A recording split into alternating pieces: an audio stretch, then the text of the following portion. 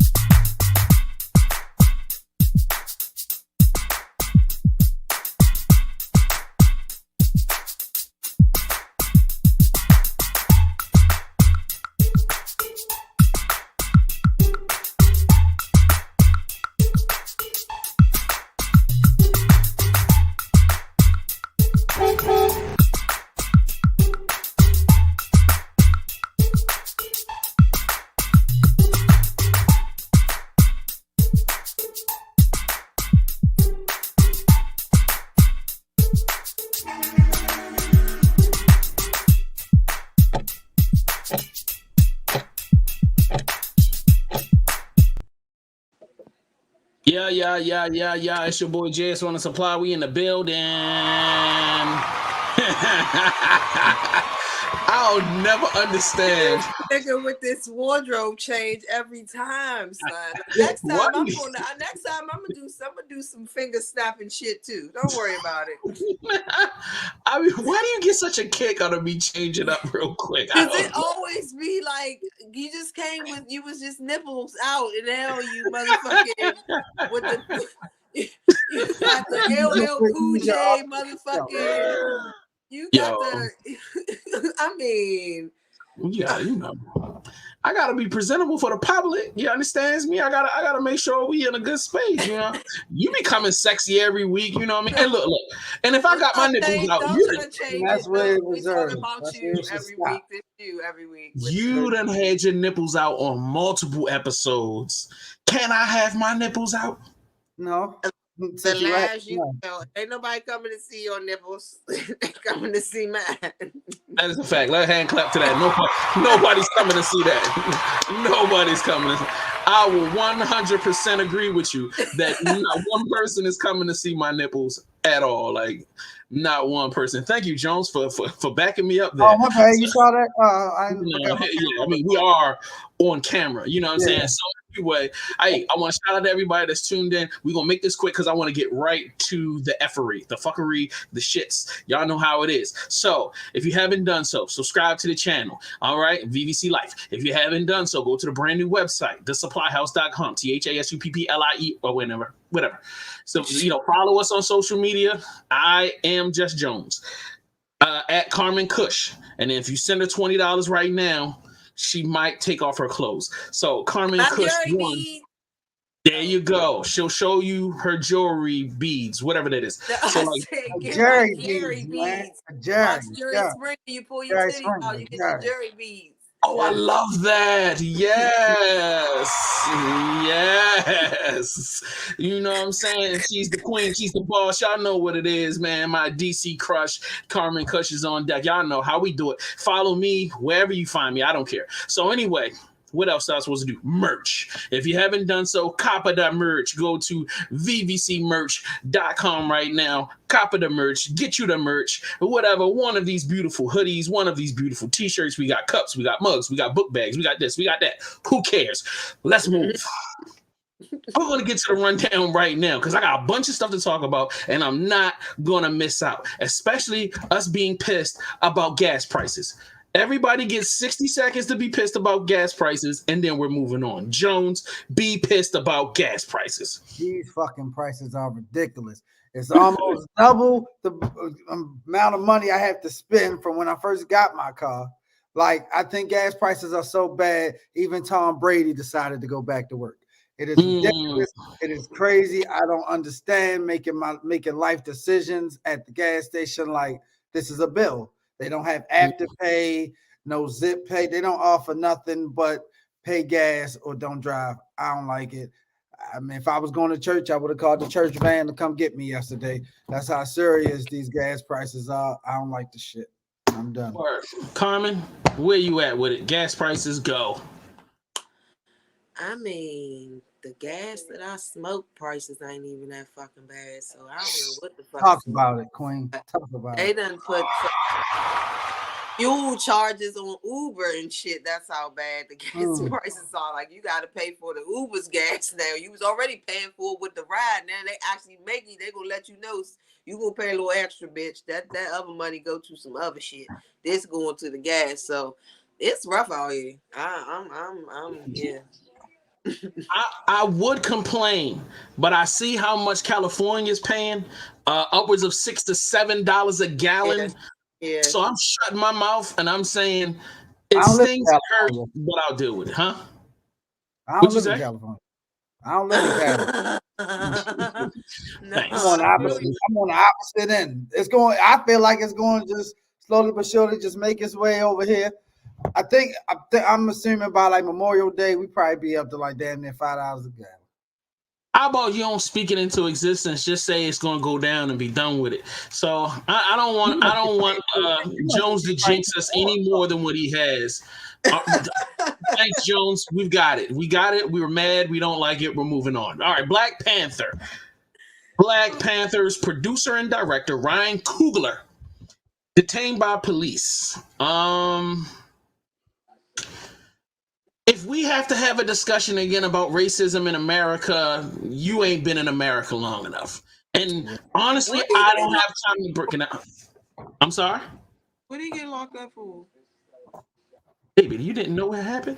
Well, let me break it down for Carmen. So, Ryan Coogler went to the bank. He just wanted to do Bank of America. Oh, I'm sorry. Yes. And he slipped them the note and asked them to get the money out and shit. And they, yeah. I'm sorry. I'm here. Racism, white people bad. Get a book. All right.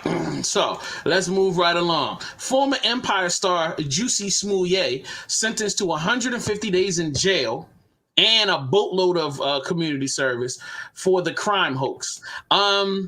So I love the fact that he went to jail. I don't like the fact that he's still playing this up like it's a thing. Like he's really still like, I'm innocent. Like, bro, we got the videotape. Yo, I'm innocent. Yo, bro, we got pictures. But I'm innocent. No, we got witnesses. Yo, I'm still innocent. Like, I'm not with it. You gotta die with the lie, man. You gotta die with the lie. Yo, all right. It comes to it's a hell of a. I like that one. Yeah, you gotta die with the lie. Hold on. We tripped back into a real subject.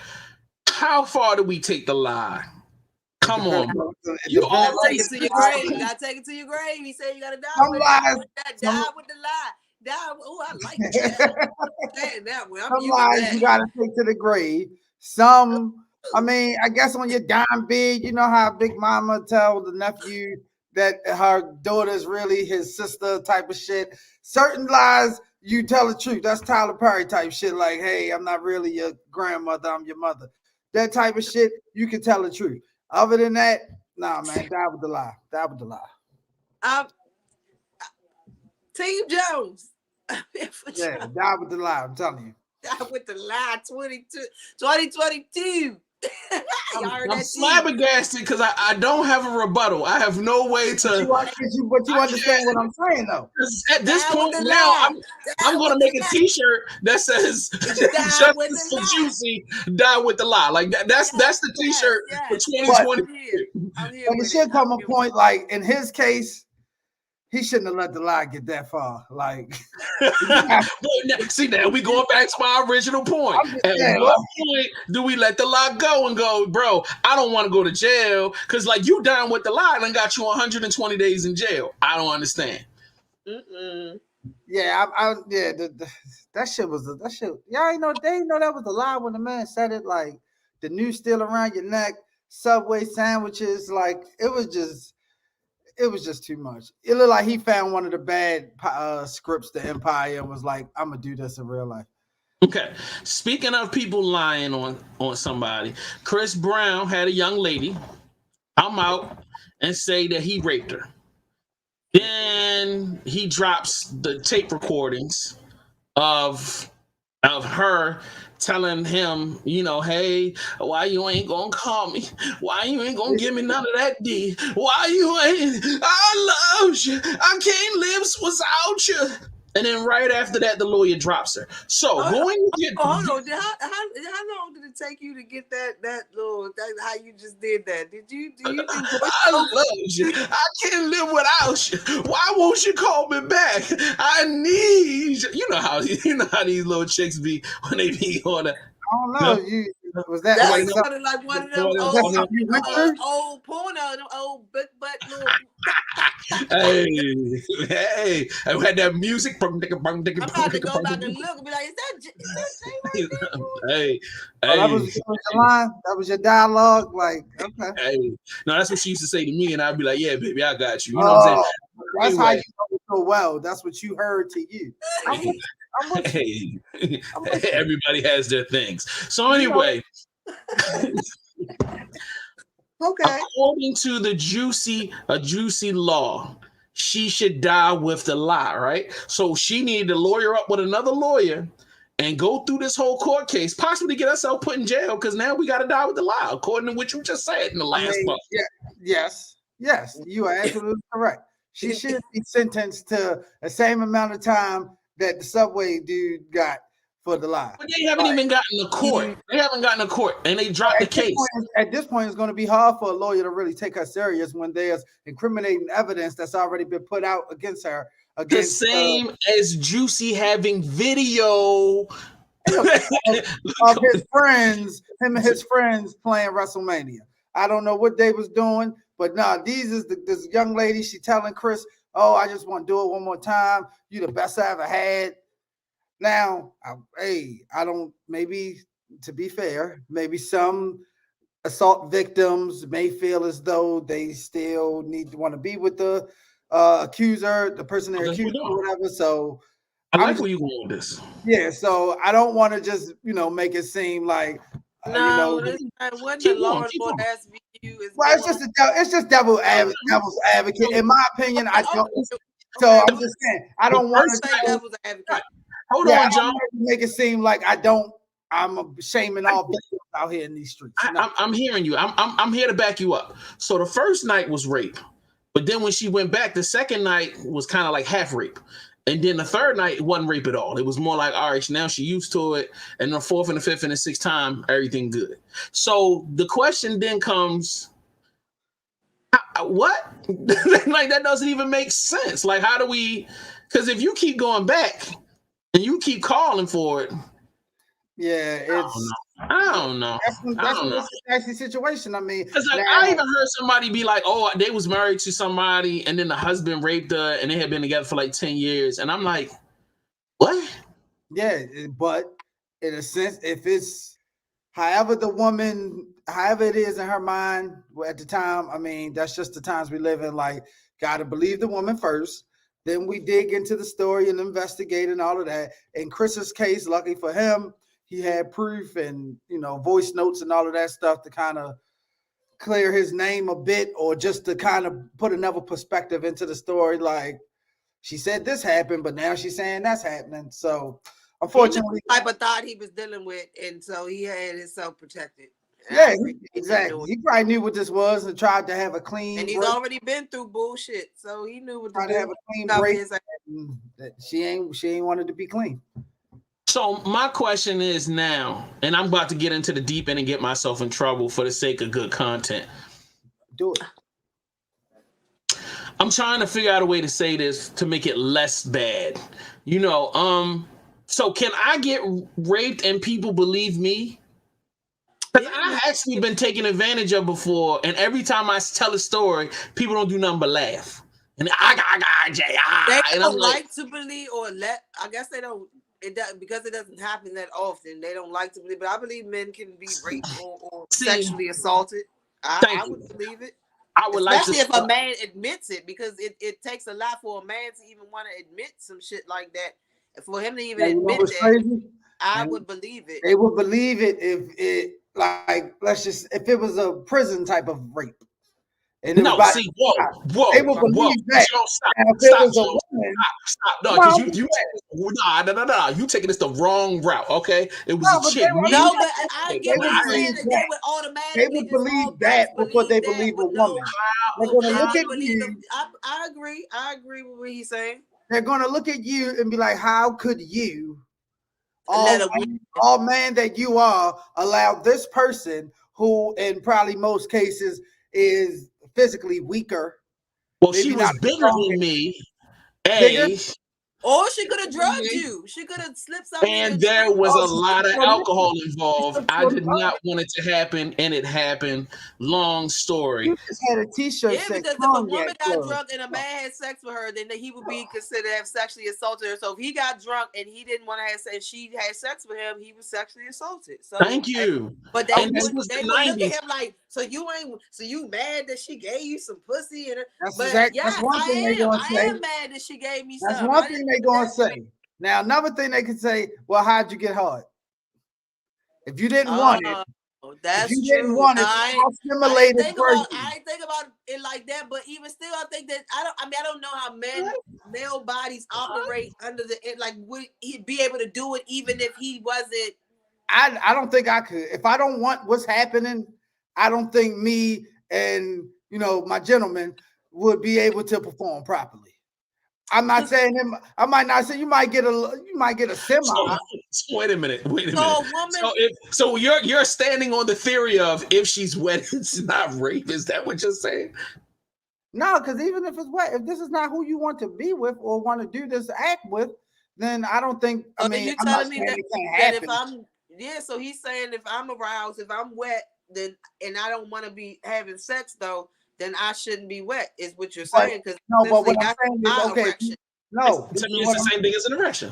This is what I'm saying. If you are, that doesn't mean like this is what you like. You can't turn that off. But I'm just saying, I'm telling you, there'll be cases where people will take that and be like. No, I agree. When you said that, I'm like, damn, I didn't think about that. But I'm like, maybe it's something still his body would alert to that, even if he's not. I was drunk. I was drunk off of 40s is still reserve. Ooh, that alone.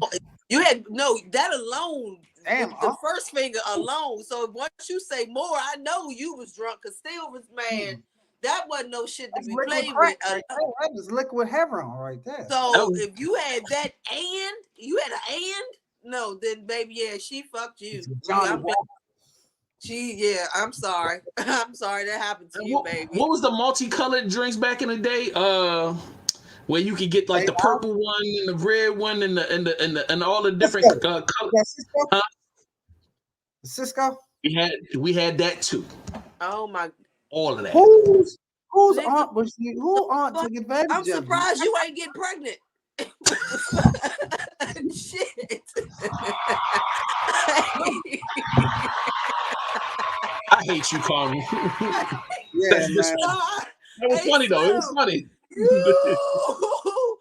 What was you trying? You wasn't trying to fuck. What was you trying to do? You really had it. What the fuck was he trying to do? He wasn't trying to fuck. You had a whole. There's no way you had all that. That bitch wasn't supposed to think you wasn't trying to fuck. Now I see what niggas. I didn't know she wasn't trying to get it. If all that was involved, then maybe She brought the drinks, bro. She brought the drinks. She brought all the drinks. I had no drinks. She brought all the drinks to the house. How they be on how to catch a predator. What's going on, and so you just go drink it? I would look. I'll tell a story. I'll tell a story, but not today. I know what not to have on the show when you come. I'm gonna have some. We won't have all that when you. I don't want to. I don't want to. Your silky drawers and your robe. Yeah, you can have it. We're not having all that. We want you want to throw comment, rate me. The Kush dolls rate me. I had Cisco. Yeah. You don't need to go back to that dark place. No. We won't be in the bed with all of that. No Cisco for you. You won't even play the song around you no more. Oh man. No more. It is a rap, just nothing Cisco related. Okay, I'm done. I am done. Okay. All right. I'm moving on. I promise you another day we will get into that story, but not today. I got too much on the agenda. All right. Oh boy, I had tears coming out my eyes, boy. All right. Let's see where I can find this joint now. Yeah, my label gave me $40 million. Let's talk about it. I don't care. Do people care? Is this something that we care about? Like, I'm assuming at this point, this man has dropped multiple platinum albums, platinum singles, songs with Drake. He had a platinum selling artist. He's got a bunch of artists. Yes, bro. I would assume at this point they're gonna drop a bag for you to do your label deal. Who's he signed with? Who's his label? They didn't get into it that I know about. What you saying? I think it's Atlantic, if I'm not mistaken. Okay. That's the move. And I'm assuming it must just be a big deal because we hear a lot of stories of how labels don't support and artists have to do a lot of things independently. So I guess he's just saying he might not, maybe to the trenches, he's on like a Drake or, of course, in the hood, the gangster rappers are more glorified. So he might not be on a mainstream level like, the big dogs, Kendrick, the Drakes, the J. Cole's or nothing like that. So he just letting you know, well, my bank account says otherwise. So, if it's a flex. He was on $1 Million Worth of Game podcast with $1 million cash. Supposedly $1 million cash. I ain't counted, but it looked like a whole lot of money. So I'm going to say it was $1 million cash. So, that's just the image. You got to live up to that. So if flexing is what you're going to flex. I mean, I understand that, but I'm saying, Jones, do you really care? Has this resonated with you in some kind of way? Snap, it's about to be. This is the thing. I'm from a different era. So I personally don't care because I've seen, Jay back in the day playing Monopoly with real money. So, yes, I don't care. But today, numbers, his little issue with Young Boy right now, who's the king of the streets or whatever. So, numbers, money, all that shit counts. That's all. That's what these young people want to see. So, hey, I can't be so mad. If you want flex, say, hey, Atlanta gave me 40 million. What Young Boy get? What such and such gets? So it's just a life and times that we're in these days. That's all. All right, let's get into some inappropriateness. Let's go. The best day of Mona's life was when she met me. Oh, you said that. You said that in your uncensored. I know what I said. Yeah. I know what I said. Yes. So I want to talk about it because it was really good. And I was happy that you addressed a lot of honestly, you addressed everything. I really appreciate the fact that you decided to do that. So in the very beginning, speaking of reality. So apparently during this interview, Stevie J was getting head. And then the internet responded. Oh, hold up. Did I miss something?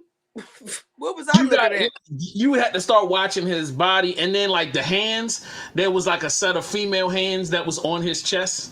and they was like caressing him and all he that. wasn't doing an amazing job because he wouldn't have been able to do nothing if I was my. Well, anyway, that's another trash, Carmen. That's Talk your trash, Carmen. That was another episode. I'm like, wait, what I missed? Where some head was being given? Because you'd have known some head was being given. Wouldn't have to be look at his chest and you had to see a hand and you'd have heard some. Yeah, it would have been given, and that's without the dick in my mouth. So I'm just saying, you know. But yeah, no. Negative. No, that wasn't. She was doing a little licking on the candy cane type of situation. She wasn't giving no head. That wasn't head. Want to get to the middle of the tissue pop. That was more like chin or something. That wasn't head. Head is. I mean, maybe he's done this before, so maybe he's been in. Yeah, no, you know what? You're right. Maybe, but he might have taught himself how to be discreet, and who knows? He might have been. I don't. But me though. I understand him and being able to try to. But she would have been like, is something going? Like it would have been obvious. It wouldn't have been like baby. She seemed real like awkward about it. Like she wasn't sure where to take the interview from there. And I don't know. He went from talking about somebody was the love of his life to him getting paid. How do you transition that combo? Is that the person that? I don't think that's the question you gotta ask. I don't know. He wasn't talking about it. It was just happening, and you could, you know what I mean? It looked like he motioned somebody to come over. Like, nah, go ahead. The young lady might have been like, "Hey, like, aren't you doing an interview?" He probably was like, "I've been doing this for 25 years. Get over here." Mm-hmm. Okay. You done figured it out. Y'all, shoot, y'all got it. All right. Let's throw something back. I'm throwing something in the mix. Look, Darius, I had a really good time. I really did. It's just that I don't know. I can't go out like that on the first date. I mean, come on. I understand. I mean, we just got a chance to know each other. We just getting Right. I understand you.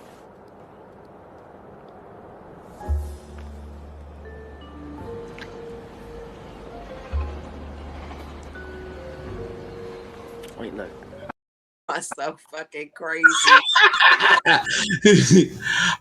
25 years of Love Jones in the marketplace. Please tell me that both of you have seen the film. Yes. Or am I just bugging out? No, I've seen it. I didn't even realize I thought I was younger than I was when that came out, but I didn't realize. Yeah, I didn't realize that. Well, I didn't realize I was that young. But I could see that. I could see that. Being 10 years old when that came out, I can see that. Ooh. But I mean, it took me a while to get into it, honestly. Like it was nothing. I probably didn't watch that till maybe my mid to late 20s. Wow. You know, I mean, he didn't need to see it at 10 though. So shit, yeah. That's I mean, I knew the movie. I knew the actors in the movie, of course. I knew the plot of the movie. I just never sat down and just watched it. But I did watch it a couple times since my first time. And Love Jones was actually going to be the name of my debut R&B album. But, you know, then the label ain't give me $40 million. Shit. They gave you $40 and some Newports and said, make it happen. I'm fucking Oh man. I was saying, like, I saw Love Jones early. Like I was I saw it in the theaters. And then when it came out on VHS, I bought it. And then when it came out on DVD, I bought it. And now I own it on streaming. But oh my God, Lord. VHS was the jam. Was the shit. Yeah, that was a different time period. That's when you could. All right, I'm not gonna go there. But yeah, yo, I definitely love that film. I definitely feel like it was an artistic piece. It represented a lot of stuff. Get your mind out the gutter, Carmen. See, I'm trying to. No, you threw her to. You knew what you was doing when you said that. When you said, "I'm not gonna say nothing." Thank you. Oh my goodness. Die with the lie. With the booty Who was it? All right, let's get some education in here, man. Let's move right along. The best advice for women in business: get your ass up and work. It seems like nobody wants to work these days. Peace. I know y'all didn't think that because I recently condemned Kanye's stalking and harassment of Kim Kardashian, that I was somehow going to grant her a pass for spewing this elitist trash. Have you met me? That's not how integrity works. Kanye's misogyny doesn't offset Kim's elitism. Kim's elitism doesn't offset Kanye's misogyny. They are both in their own way trash and should be held to account independently, especially when their trashiness has broader negative implications for black women. A whopping 17% of black women in the United States are starting or running a new business, compared to only 10% with their white women counterparts and 15% with their white male counterparts. But only 3% of black women are currently running a mature business. To have a celebritan who was born rich essentially chalk that 14% fall off to laziness and no mention of systemic misogyny is trash. Ain't no need to mention Ray J, no sex shaming, don't try to exonerate Kanye in the process, no sexist slurs. That in and of itself is trash on principle. And I ain't even gonna get into Chloe talking about women shouldn't be blamed and shamed for the infidelity of men after she and Kim tag team Jordan Woods all over Twitter. You guys look weak as you need to get the world scared of you and you need to set the tone. Kylie's best friend who sat on a golden throne. Like, this is so whack that these bitches think they could go ahead and our men. But I ain't one to gossip, I hush my mouth. I'm just saying, being victimized in one way doesn't mean you can't be the victimizer in another. Do better. Be better. We out here. Okay. I don't know. I don't know how to reply. Besides, yeah, that dude is the ish, bro. Like, I follow him on Instagram and Twitter. Like, he's dope. But I love how he's very clear and concise and to the point. My only thing I'm gonna say about this is I never was a fan of Kim Kardashian. I never understood why any black person would want to sit around and watch some rich ass white girls do the dumb shit that they do. I'm not with it. I wasn't with Paris Hilton and the other girl. I'm definitely not with the Kardashians. And I think it's corny as hell for I don't care who you are, any black person to sit around watching that bull crap. Like, you know what I'm saying? And I'm half not even with loving hip hop because I really hate all of the drink throwing and us acting like a bunch of monkeys, yo. I just hate that, bro. It's like, it just makes it seem like we have no class and we don't have no purpose, and the only thing we want to do is try to one up each other all the time and hate on each other, which unfortunately is a partial truth. But do we have to show it? Like, facts. Go ahead, Jones. I'm sorry. No. Hey, man, get it off. I don't personally have no problems with them. I mean, listen, they hustle the way they hustle. They do what they do. The mother is a genius, a marketing genius. Now, the message, I don't think nothing was wrong with the message. I think everybody, if you're physically able to work, go out and work. You get in what you put out there. So I'm not wrong with the message of get your ass up and go to work. Now, I think the messenger saying that is probably not the person we want to hear that from, that she's not relatable. She hasn't been through any struggle that we might not all have the same struggle, but we all can understand and respect the same struggle. So she hasn't got it out the mud, as they say. You know, her father was on the dream team of lawyers that helped get OJ off. So yeah, her journey started off a little smoother than maybe, the rest of us. So, like I said, okay, good message, wrong messenger. As for Chloe and talking about, stop fucking our men, they're black guys. I mean, honestly, somebody should tell them to stop fucking those white women. Those aren't our women. And without, it's just a culture thing. I mean, honestly, like, that's how they feel like they can talk to us, or feel like that's how you get through to them, and you got to be hard, set the tone, is what she was saying. And I mean, now Jordan Woods is with a black NBA All-Star, reigning 3-point champion. So, hey, hopefully, maybe the other guys or the other people around them can stop coddling them to a certain extent and yes man or yes woman or whatever the case may be, because I'm sure they're not treating their employees the best.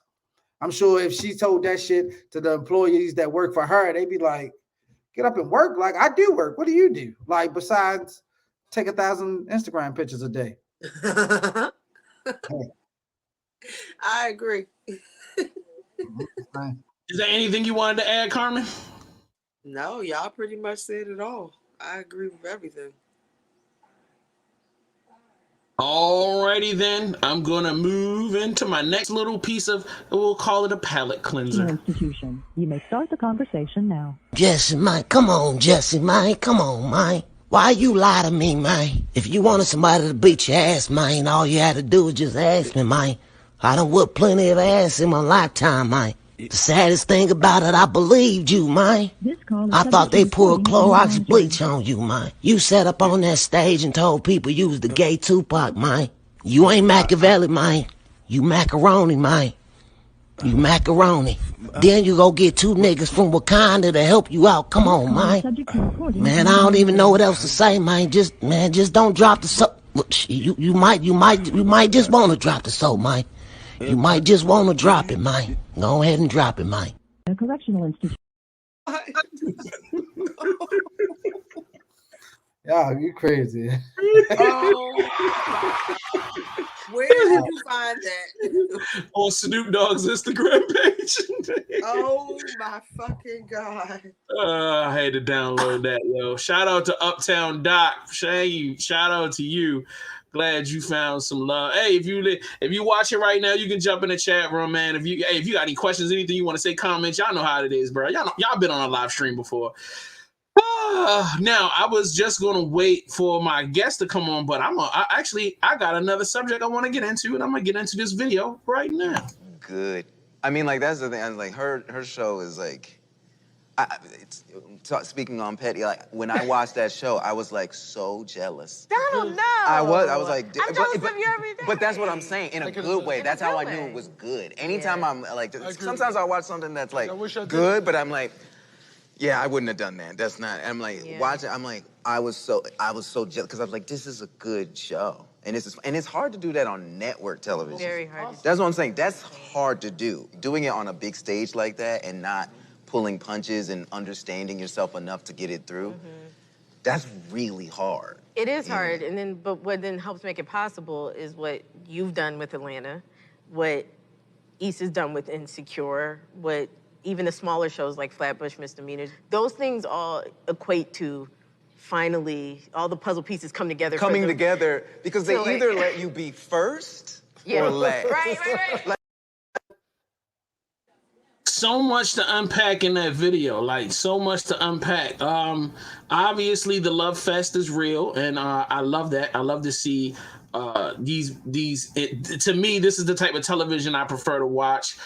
Successful Black people presenting themselves in a respectable way, having intelligent conversations, not just about everybody loving up on each other, but the fact that, like, to me, the reason why Donald Glover is so great is the understanding of nuance. And the statement that he's making is that, bro, the way that she formulated the show that she has, the way she's able to be fully herself in such in a spotlight as big as that, and for him to understand how important and impactful that is to, you're on one of the biggest networks in the world, you know what I'm saying, doing a show that represents our community, and you're doing it full-throated without trying to be appeasing to the network, and you've done it in a way that made it uberly successful. And then her coming in and saying, hey, like, I couldn't have done it without your show and other people's shows, showing the example of how much we've had to finesse and move around so we could get into a space so that we could do what we wanted to do. And it's not just we can just drop our balls on the table and everybody just give us money and stand back and let us do whatever we want. Like, it's been a whole lot of strategic moving on the part of the community for us to get in the place that we in now. I mean, such a nuanced conversation. Jones, what are you thinking? I've heard nothing but great things about the show. Haven't really sat and watched it. I'm a binge watcher, so I can sit down for a weekend and watch the whole first season. But yeah, I mean, I agree with you. What Issa did with Insecure, what Donald Glover did with Atlanta, like she said, those shows are making an impact in cable TV, and with Quinta's case with network television with ABC. So it's very important to get our stories out there in an authentic way where it's not being micromanaged or controlled necessarily by the powers that be. Because that's just not real. That's just not us. You can't have a room full of white writers telling you what black people are going to think is funny. Like, that's not going to happen. I'm going to need some type of a slang or some type of all black people do this. So everybody, and a lot of things, I don't even want to just single black people, but universally, a lot of people do the same shit. All races, all colors. But having it from a different perspective, you know, a lot of white people are probably cool with a lot more black people than white people. A lot of, you know, Latinos or whatever, they might work with a lot of black people, so they understand that nuance. They understand those jokes and those traditions and stuff like that, you know. So yeah, great episode of The Shop. Shout out LeBron. I know he watching. Shout out to Braun. Yo, Carmen, especially considering the fact that you do such edgy content, meaning that, you know, you're doing the interviews in the lingerie, you know, you're in a sexy space, you know what I mean? And you definitely do something that even the guests come in not exactly knowing all the time what to expect when they walk into the room. Like, do you feel like there's a hindrance for you because of the type of stuff you do? Do you feel like it's more difficult to be recognized, or do you feel like it's an easier vehicle for you? I mean, because of the fact that, hey, the lingerie, everybody's just want to see what's going on, period. No, I don't. I honestly do send my questions over, or the roster over to my guests before they come, so that they don't come all tense and guarded up. I want them to come and open up and be honest and open. So but I did the show the way I do it because, like, I don't even, like I said last week when we had the show, I don't do this for me to really have a brand and have you know, get a following and followers and all that. Like, I did this because I stumbled upon some really great artists who deserve to be known and recognized, and I'm spending money on people who already are. I fly to concerts universally to go and support these people, but these people want to get to that level, and I'm a fan. I want to get y'all there. Like, so I created a whole show for people like me who didn't know about y'all, who deserve to know.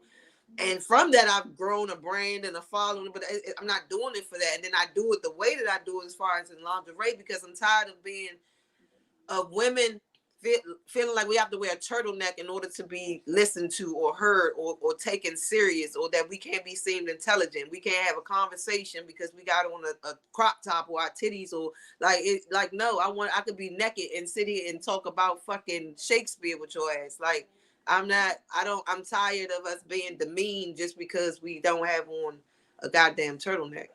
No, I definitely 100% feel you on that. My brain doesn't function when the titties are out, but they should function. All I want y'all to be able to do. That's what makes me a horrible person. I want you to be able to do that. We can have alcoholic beverages. I can be having that, but we can still have a conversation. We can have cushion call. We can sit and talk. And yeah. That's what's up. So, ladies and gentlemen, boys and girls, everybody at home, yo, the guy, the man, the myth, the legend has just jumped into my guest room, and we are about to bring him out on stage right now. But before he comes out, I need to say a few things. This gentleman has given me the privilege of an interview a few years ago. I was a fan in the early 2000s, you know what I mean? He dropped an album. I bought the album in the stores. I think it was FYE. That'll tell you how real this dude. He had distribution. That's different. You know, a lot of niggas didn't have distribution back then. This was before smartphones and streaming. This is before all of that. This is back when you had to go get your record in a record store. That's when you had to have vinyl to go link up with the DJ. Like, he was lit back then. You know what I mean? This gentleman has been on tour with Cisco. This gentleman has rapped with some of the greatest local talent and national talent out there. This man has spent money probably on hoes that we could never touch. You know what I'm saying? This man has come full circle and is now teaching ignorant people like us how, you know what I'm saying, we should live our lives. So I am happy, I am excited, I am exuberant to bring on this gentleman, Cooley High. He's got a new book out right now. It's called Almost Famous. Let's bring him in right now with some applause. This is my guy. What's really good? What's up, everybody? How y'all doing, man? I just want y'all to see this new. I was at work today, and my coworkers were like, "Yo, you reading the Bible, son?" I said, "Yeah, this is the brand new Bible. This for them Baltimore hip hop heads. Almost Famous. Yeah. It's out now." I disrespected this guy last night. I said, "Oh, is that 600 pages?" No, this is 800 pages. And 800. This is a journey. This is like. I'm all right. I'm. Wait a minute. How many chapters am I in now? Because I think I'm like 9 chapters in right now. All right. I'm 7 chapters in. Yeah, definitely. This joint got some chapters in too. So, number one, brother, how are you feeling? I'm good, man. Thanks for having me on the show. What's up, Jones and Carl? Hello. How you feeling? Good. I'm good. I just wanted to make sure before we got into everything, because I didn't tell them. I just said, y'all got to make sure y'all ready when my guy comes, because I want you to give them the tidbits that you gave me. And why they need to read the book. But I want you to tell them a little bit of your story, man. Tell them a little bit of your story. Oh, wow. Yeah, so where should I start? All right, so back in the day, a long time ago, back in 2001, I was featured on Cisco's first single, a song called Can I Live, produced by Teddy Riley. And the book is, of course, as you know, it's called Almost Famous. But the book is pretty much just telling my story from being born here in Baltimore, trying to, come up like everybody else in Baltimore, trying to get it popping, trying to get a deal, all that. Back then there wasn't no internet, all that kind of stuff. So you had to go out there and grind and try to get a record deal and all that. Finally got a deal, got signed to RCA for a $2 million record deal, and a lot happened. I don't want to give it all away because a lot of it's in the book, but wound up hooking up with Cisco, getting on that single, touring all over the world, and made a boatload of money, and then it all fell. It dropped, you know what I'm saying? And I had to go back to regular life, regular inner city life, doing things what inner city guys do. And that's what the story is about, almost from the cradle, not to the grave, but to the end of the road when it came to pursuing music professionally. Word. All right, so look, I gotta read something real quick. This is the first thing. Now, this is the introduction. I wasn't expecting the introduction to be what it was. I literally had to shed a tear because it hit way too close to home for me, bro. So I just listen.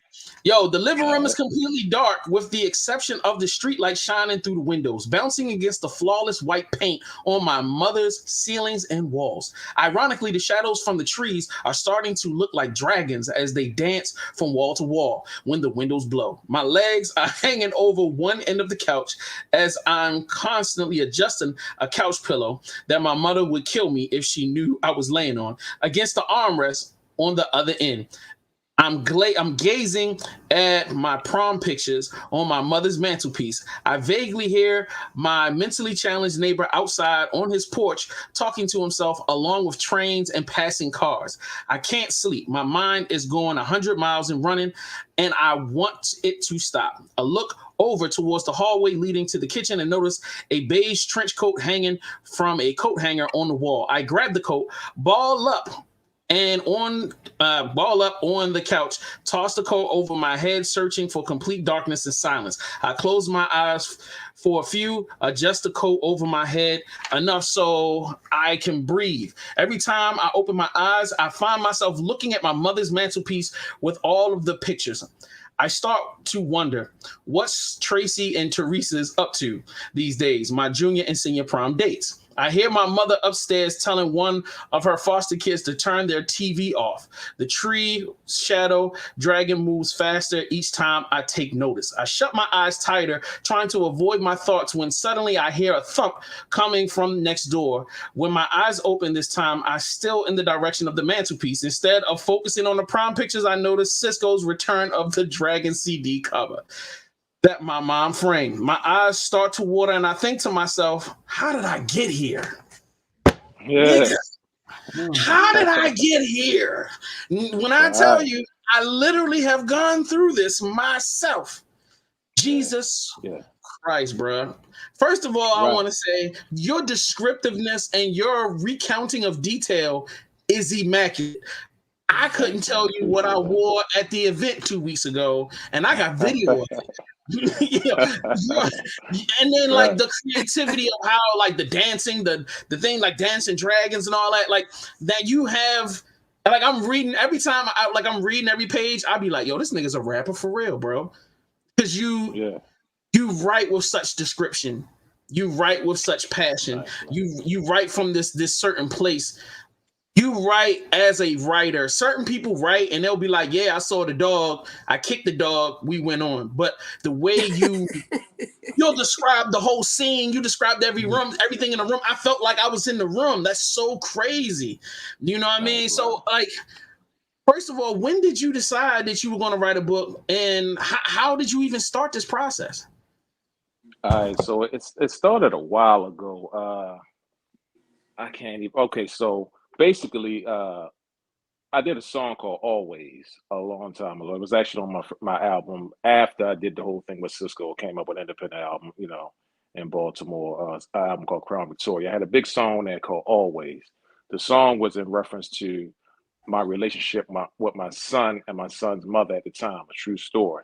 So the song got so much notoriety because I guess it hit home with a lot of people, because a lot of fathers struggle with trying to see their child, baby mothers playing games and all that kind of stuff. I actually had Scola from Drew Hill. He was singing the hook on that song.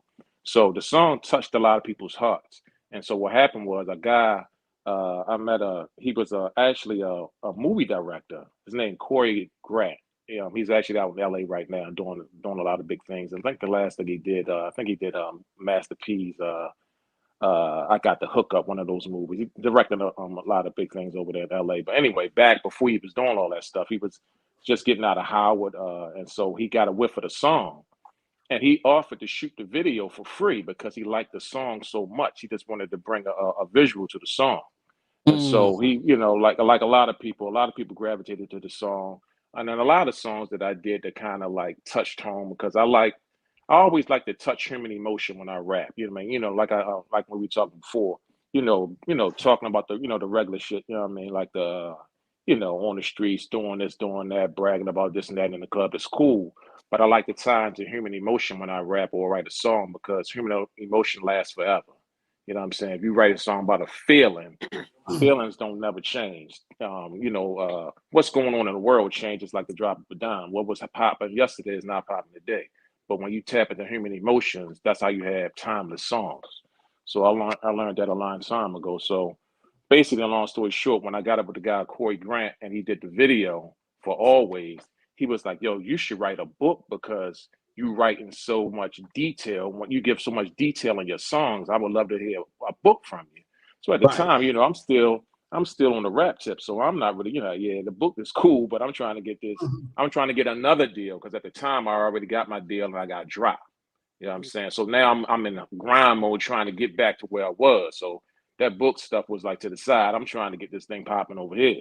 So I had it in the back of my mind, but I was like, yeah, eventually I get to it. As life kept going on and things start to slow down, couldn't do the rap thing no more, running out of money because it takes a ton of money to make it happen. And it takes the machine. And that's what a lot of people don't understand when you're talking about making it in the music industry. You can be as hot as you want to be, but like 50 Cent said, talent only take you so it. Talent has a roof. Once you hit that roof, you got to go here now. And then that takes a lot of other things, whatever, quote unquote, those other things may be, whether it be money, connections, it's a lot. You know what I'm saying? And so once I hit that ceiling with my talent and I needed those other pieces, I said, you know what? I think it's time for me to go ahead and, I did a whole lot of things. I started writing R&B songs, tried to be a writer, tried to get a publishing deal, all kinds of shit, you know what I'm saying? But it's all in the book, but you know what I'm saying? But what I did was I decided I wanted to write a book so I can, be descriptive, descriptive on what I want to say and how things happen in my life. Word. So, my next question is, so the book starts with you recounting your childhood. You go from being a baby to elementary school to middle school, and at this point, you are in high school. You are in a rap group with your friends, because you started in a rap group with your cousins, and then you switch into a rap group with your friends, and then your friends start acting funny style on you. Like this is a crazy story, like, you know what I mean? But the question leading into the question, I can see like all of these people having friction with you, and then you get a deal. You know, can I get a sneak peek of like, yo, is all of these niggas gonna come back looking for some bread? Because it's like there's no major breakups at this point. It seemed like it just shit just fall off because, you know, like the first one with your cousins, he was just like, yo, I'm a cousin, like, look, bro, I'm getting money over here, bro. Like, I'm working at McDonald's or wherever he working at, and he was just like, you know, I'm out. So you just stop rapping, and now you with the other crew, and they ain't like, at least with the first with your cousins, you did a song. Like you hooked up with it, they ain't did no damn song yet. So I'm thinking, are these niggas just gonna come back and be like hanging on the coattails, getting all of the money out your pocket, or you know what I mean? Come on, yo, be honest, tell me. Come on.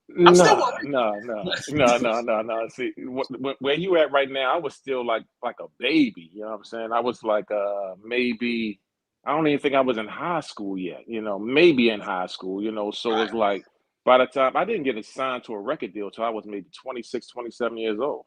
You see what I'm saying? You started way early, like right. And the reason why I did that is because the book more to me is like legacy, because I just don't want to die.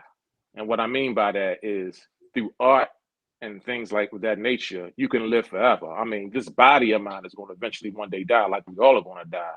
But I want my art to live forever, and I did it for my kids. So I want them to be able to read it and pass it to their kids and their kids and their kids. You know what I'm saying? So, like with the internet and things these nature, nobody has to die. What nobody has, that's what people don't realize. Like you can make a video right now today for yourself when you're 60 and 70 years old, and you can look back and like, damn, I did that 40 years ago. I mean, you can actually live forever due to the internet and technology these days. And I just don't want to die. You know what I'm saying? You know, and that's why I did the book. So that's what kind of drove the, you know, the forces of making me make this book. You know what I'm saying? That's what. So the other thing is, now I met you before because we did the first interview, and I'm like a people watcher. Like and that sounds really bad, and that's fine. I'll take the heat for that. But after reading about your mom and dad, I saw both of them in you. Like, you know what I'm saying? Your father's measured demeanor. He's not over the top. He's kind of chill. You know what I'm saying? Right. And then, like, if you look at the music side, like the pop-off side of your mom, like being her, she was just a hot, you know what I mean? And I could see that being the musical version of yourself. Like, and your parents are both represented in you in a physical form. You know what I mean? It's just, if you don't know, you don't know. But I think that just is such a even the religious part, when you were like, your mom becomes I forgot what, I mean, she's like Christian, but I forgot. Holiness. Right. You know what I'm saying? Yeah, I'm like, no makeup, no pants, you know what I'm saying? Church every Tuesday and Friday and Sunday, you know what I mean? On strictly gospel. That's how it was. You should drop me some church rap. Yo, let's get some church money. You know what I'm saying? We do a church tour out here, man. You know what I'm saying? Yo, the Sinners Need Help Too tour. Like, you know what I'm saying? You not going to church? Huh? What'd you say? I'm not going to no church. I said, you don't go to church. Are you going to support? If they're giving me a check, I'm going down that joint. We're going to wear crosses. We're going to get dressed. I'm trying to get paid, bro. Like, let's do it. You know what I'm saying? Anyway, he writing the rhymes. Believe me, he can write. Yo, let me tell you one thing niggas can't tell you, Cooley. You can write, bro. You're right. Hey man, you know what? It took me 3 years to write that book, right? So being as though I never wrote a book before, I didn't know I didn't have a format for it. So when I gave it to my publisher, he was like, yo, this book is like 3 or 4 books in one. You got to cut it down. So I was like, I had to go on my Kanye type tip, like, yo, I can't cut it. It's just going to have to be what it is. I don't care how big it is, because, again, it was more important for the legacy. I didn't want to cut anything out. And then so he read it. He was like, yo, I ain't going to front. Once I read the book, now I understand why you couldn't cut anything out, because everything connected. You know what I'm saying? I told the total truth in this book. And you know what I'm saying? Sometimes the truth can it hurt people. You see what I'm saying? You know, and that's just what it is sometimes, you know what I'm saying? Because all truths are not meant to be told, but truths with purpose needs to be told. So, you know what I'm saying? I heard y'all talking, I heard Jones saying you die with the lie earlier, you know what I'm saying? So, yeah, sometimes you do got to die with the lie, you know what I'm saying? Or die with some truth, you know what I'm saying? But with the truth. Yeah, but even the truth that I told in the book it's going to ruffle a whole lot of feathers. You know what I'm saying? A lot of people going to feel a way about it. But like I said in my disclaimer, I was like, look, I told the story from what I saw. You probably, whoever I was talking about at the time, may have another version, and somewhere in between is what really happened. But I'm going to tell you, just like I do in my music, you know what I'm saying? I always kept it, funky every time I did anything musically, you know what I'm saying? So nothing wasn't going to change with the book. So, did you send Cisco a copy of the book and highlight the sections that are not going to be good for him? Like, are we going to do that, or do I need to do that so that we go viral? What do we need to do? Because, well, I mean, Yeah, I just talked to him. I saw him at a show a couple of weeks ago. We chopped it up, and then we was talking via text a few days ago. And I'm in the process of sending the book. He don't have a copy as of yet, but nothing's in there. Well, what happened is in there. You know what I'm saying? What happened is in there. You know what I'm saying? But Cisco we've been knowing each other forever, you know what I'm saying, since the late 90s. So, like I said before, I done said shit in my songs, you know what I mean, that, maybe got up under people's skin. It might be a little different by reading it, you know what I mean? But here's the thing about this book. Everybody that I mentioned in it, they're gonna remember what happened. The only like stingers that's gonna happen, or something that's just gonna get a reaction, is what I was thinking, because of course you don't know what somebody's thinking when you're going through it. So if I had a certain thought in my mind while we're going through this process, people might not know that, but they're going to know it after they read this book. You know what I'm saying? But to answer your question, Cisco, it's nothing in there that's going to really ruffle his feathers, you know what I mean, that he don't already know, because he was right there too. You know what I'm saying? So it's no surprise. Like I told everybody, I gave everybody a disclaimer, like, yo, you already know how I get down. I'm telling what happened, and I ain't really holding nothing back. So it is what it is. Are there any celebrity chicks that get popped in this joint with descriptive detail? Like, you know what I mean? Because I know you're good at detail. So I know your next book should just be a nasty novel, like one of them like sex books. I hope your lady's like not right there. Something just my wife is right here. You know what I'm saying? Yeah, see what I mean? I know he gets descriptive when he get mad at you. We get it. So, like, is there any past women that get described in the book? Do we have a J-Lo moment, or maybe like I don't know, like one of the 702 chicks or SWV girl that you've seen on tour and y'all had a night? I mean, I don't know. Well, I'll say this. Everybody that's mentioned in the book is mentioned with a purpose. I'm not just randomly saying, hey, one time I did X, Y, and Z. It has to lead to something. You see what I'm saying? So it led to a good night. Hey, you know what I'm saying? So you got to read it to find out. But yeah, there are a lot of mentions in there, things that happen. But again, it's with purpose, because it got to go somewhere. I'm not just randomly just it's not like a video vixen. What's the girl name? The super girl. I'm not just dropping it just to drop. Yeah, I'm not just dropping it just like a gossip book. It's going somewhere. That's the only reason why I would mention it. You know what I'm saying? Yo, you just gave me an idea for a book, Super Lick. Like, yeah, that would have been super hard. Like, yo, all the girls I gave head to in the industry and all that, like, that would have been hard. Anyway, so we move right along. So the cover doesn't have a face on it, and I get the Almost Famous. What did you do the comment? That was funny. That's Super Lick. That just woo.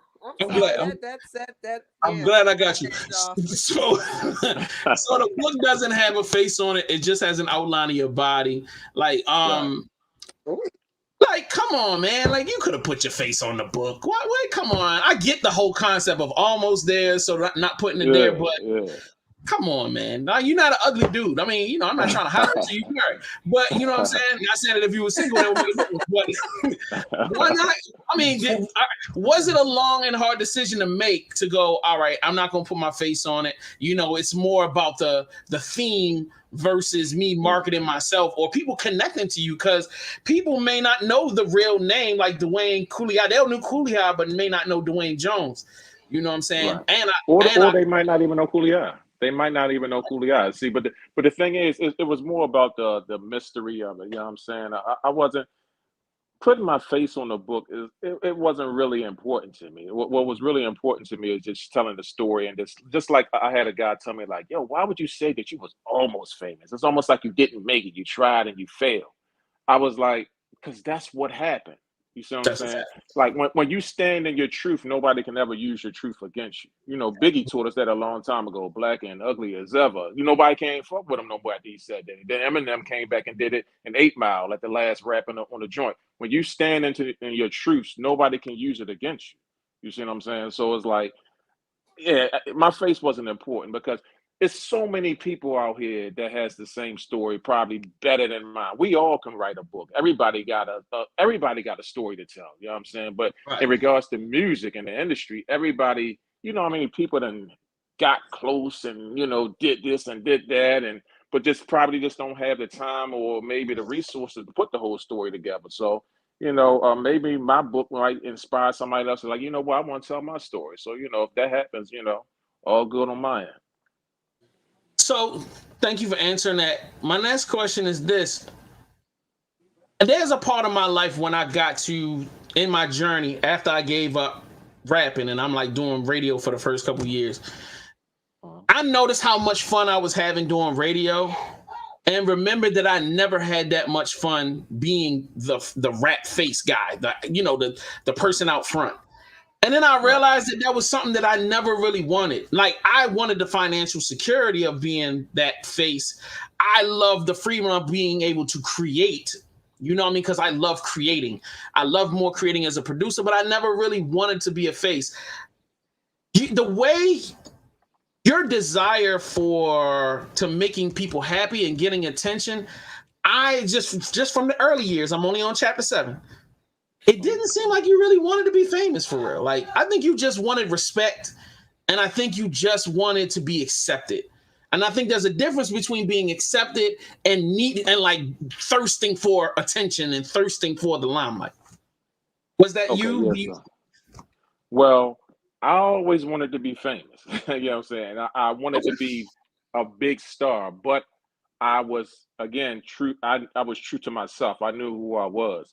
I'm not an outgoing guy. I'm kind of chill and reserved. So like I said in the book, I looked up to Run DMC, but I gravitated to DMC. Run was the arrogant one, the one out there. And, Run was, the one. But DMC was silent in the background. You know what I'm saying? So I was cool with being like a DMC. You know what I'm saying? I could be a DMC and I would be happy with that. You know what I'm saying? So I always wanted to be famous, but I kind of knew my limits, even when I was in my group, the Associates, the group that we were signed under Cisco at the time. Cisco got us the deal. He never really put us in a signed to him situation, and I thank him for that. But I didn't look at myself as being the guy until I was the guy, and I kind of fell into the guy because, as you probably remember, Kid was the quote unquote look of the group. He was the superstar, like.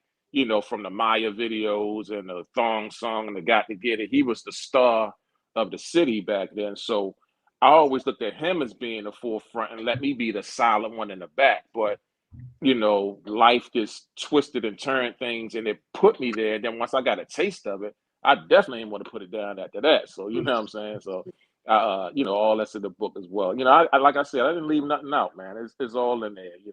I had a guy tell me one time, like, why didn't you do a part 1 and a part 2? I was like, because I might be, God forbid, tomorrow's not promised. You know what I'm saying? I'd rather put it all in the book right now and you make it a part 1 and a part 2. You read the first half as a part 1 and read the second half, as a part 2. But I ain't got time to be wasting those no part 1 and part 2 because shit, part 2 might not never come if I, some crazy shit in life that's turning something upside down, Definitely. So this will be my last question, and I'm gonna hand it off to my cohorts. I guess it's a 2-part question. What was the hardest element to write about that you knew your children were going to read, and what was the hardest element for you to write that your wife was going to raise her eyebrow about? You know what I mean? You don't have to give the details of it, but I don't need the detail, but can you give me a broad stroke? Pause. Oh wow. So that all you pretty much hit it all in one. Like everything, like as I'm writing, like like I said, it took me 3 years to write the book, right? So some parts you might be reading, I wrote 3 years ago. There's some parts you might be reading, I wrote recently. You see what I'm saying? So writing the book was a challenge because you have to, even though I'm telling my truths involve other people, and you got to be, conscious of that. You know what I'm saying? So you don't want to taint your truth thinking about somebody else's feelings, but you still want to be, you want to consider their feelings. So it was a thin line, like my mother had to read some things she didn't know. You know what I'm saying? My kids got to read how I did their moms. You know what I'm saying? Things that they probably would never know. You know what I'm saying? Things I'm not too proud of. And my wife got to read about my past. I mean, even though we've had conversations and so forth, now my past is public and out there. You know what I'm saying? So a lot of pieces, comes with that. But it's like in life, everything is about balance. You know what I'm saying? If Malcolm X wouldn't be Malcolm X if he wasn't Red's first. The dude that was in jail doing all that, you know what I'm saying? It took time for Malcolm X to come. And so that's the part I'm kind of trying to stand on with my family, my friends and everything. Like, yeah, I did this and this happened. But now I'm not saying I'm perfect or nothing, but I'm a better person than I was back then. So now look at me. So it's all about growth and showing, that your past don't really define your future. Got you. Now, do you feel like since the book has come out, do you feel that sense of relief, or are you more tensed up to get people's opinions about, like, all right, you know what I mean? Like it's like the day an album drops. You know how that feeling of you excited because it's like, oh, finally got this motherfucker, but then you're like, oh shit, what are people gonna say? Are you worried about that, or are you just kind of like, all right, it's done, I'm done, and I'm over with? I'm a human, so of course, it's in the back of my mind, like, what is this person going to think? Because I said some things that people might be like, damn, I can't believe he said that shit. You know what I'm saying? Well, why? Damn, he put that in the book, like, But yeah, it's in the back of my mind. But what happened? You know what I'm saying? So they can't say it didn't happen. You know what I'm saying? The only thing they can question is like why I put it in there. But if you continue to read, you'll figure out why. Like I said, because everything I do it got to have a purpose. I'm not going to put something in the book that doesn't lead to something. You know what I'm saying? So, yeah, I put it out there, and everybody just got to, deal with it. Hey, and just as another compliment, bro, me reading it, I'm as you're telling the story, I know something is going. I'm like, he's telling it because the way you're writing it just gives away that this is going to connect to something else. You describing your mother the way you did, your dad the way you did. You're being very specific about. I be with family all the time, and I'm with these cousins, and then sometimes you naming niggas first and last names. You just dry snitching all through your book. You just giving everybody full names.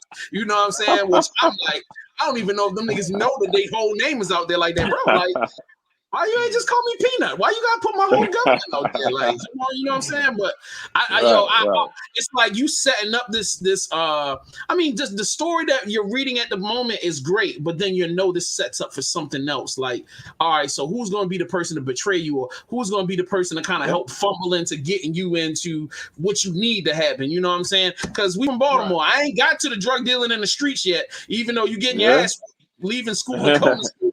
But we ain't got to the drugs yet. But I know it's coming. I just know. Even if I didn't know you, I know you from Baltimore, and everybody is associated with drugs in some kind of way around here. And that's just the way our city works. So, Jones, did you have any questions? Yeah, what's going on? Cooley, how you doing, man? Again, good.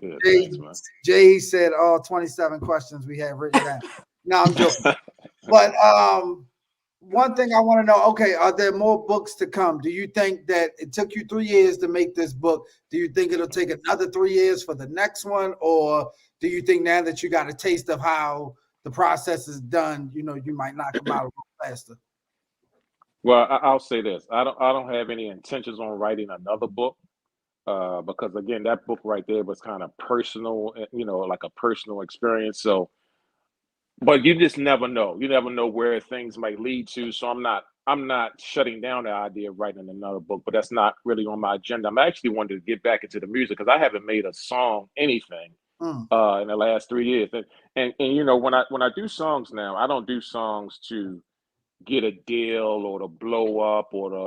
I do songs because I love music, you know. So that's just like same way like a dude that you may have been in the league and he still go hoop somewhere. He might go hoop in the park or go hooping, you know what I mean, a rec, whatever. You do it because you love it now, and that's where I'm at right now. So it's not really a money driven thing, but to answer your question, don't have any intentions on writing another book unless something kind of turns or life kind of pushes me that way.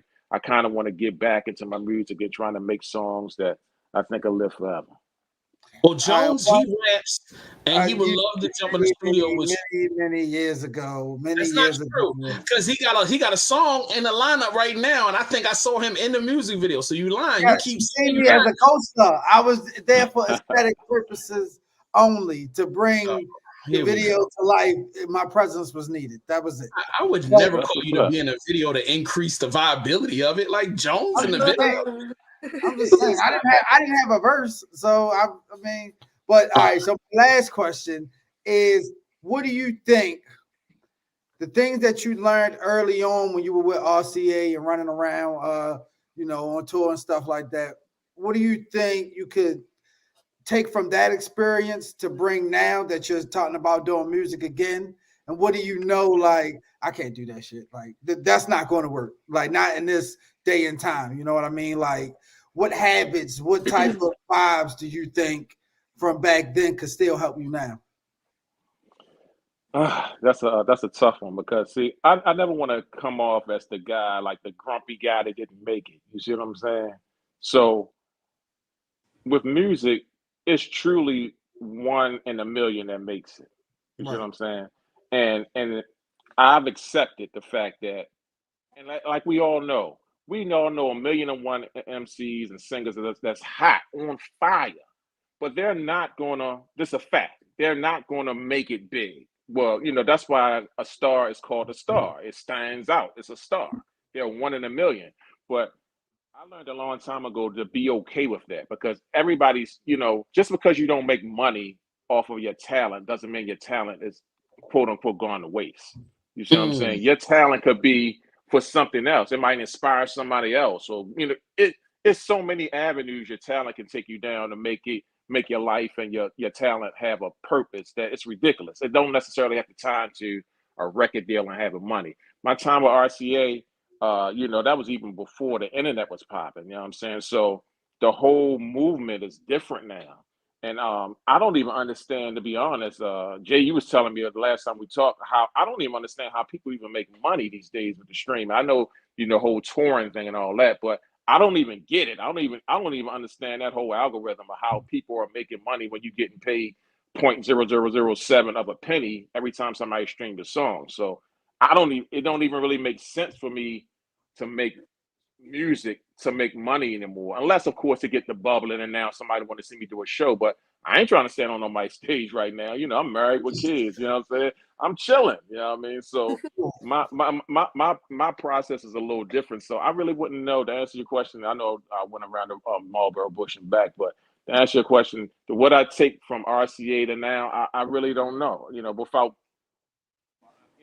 trying to stay away from being the grumpy old man. You know what I'm saying? All right, Carmen, you got a question? No, I think y'all done asked it all. I asked two questions. That's what's up. No, I just want the resident queen of the show to always know her voice is valuable and it should be heard whenever possible. So, you know, I mean, if you ever just want to jump in. So anyway, if y'all have not done so, please. Oh, how much is the book? Where can they get it? Is it on Amazon? Can we get this off of Amazon? No, not yet. Not yet. The reason why I didn't put it on Amazon because they take too long to pay you. You know what I'm saying?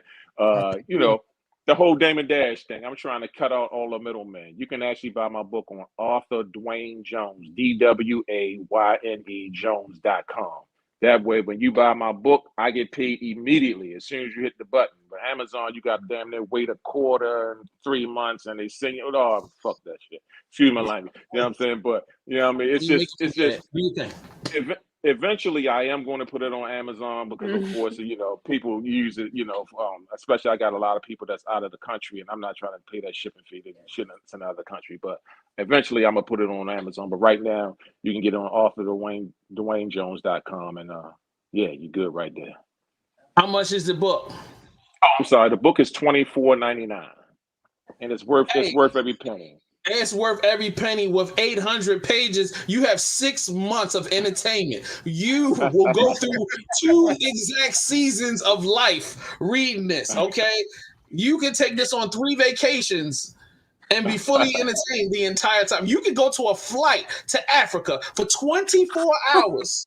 And you will have plenty. You could be a hostage in a hostage situation in jail with this book. Not only can you defend yourself with this, protect yourself, but you will be fully entertained the entire time you are there. Okay. Not only can you be shot with this book, and it probably will save your life. And while you're recuperating in the hospital, this book will keep you completely enthralled. You understand me? This thing is serious, and it's written well. There are no grammatical errors. You know what I'm saying? I love the punctuation is appropriate. There's no overusage of words. Obviously, he tried to cut it down and it just didn't work. But like, yo, this is written really, really well. And I kept saying all day at work, every page I turn, I'm like, this nigga is a rapper, yo. Like, you are such a good writer, bro. Like, that is something. I have read a lot of hood novels, bro. First of all, I love autobiographies and I love trashy hood novels. Hey, you know what I'm saying? Hold on, let me show you how ghetto I like it. Okay. All right, here's the last joint I read. Hold up. Yeah, y'all remember this, right? Yeah. I bought this piece of trash. Okay. I read it and I love this book, but the grammar is horrible. It's just horrible. Like, no, but this is written really well. Hey, I'll say this, right? You know, people don't know who I am. A lot of people of today's day don't know who I am. And, and somebody might ask, like, why the hell would I want to read an 800-page book about some nigga that almost made it famous that I've never heard of? You know what I'm saying? It's real talk. That's a good question. You know I'm glad you asked yourself that question while you were writing this book. Well, yeah, you know what I'm saying? And it might not be for everybody. The purpose of the book, again, is maybe to lead somebody into their purpose. Maybe reading my book or maybe skimming through my book might spark something in somebody else to be like, you know what? I think I need to write a book and tell my story. My story need to get out there. So when that person tells their story, maybe their kids and kids and kids and kids have some type of backlog and can kind of go back into their history and have a story to tell. So that's all. That's the main purpose of it. It's not really about making money or, you know, putting people out there. It's just about purpose, you know what I'm saying, and just tying into it, because everybody got a purpose.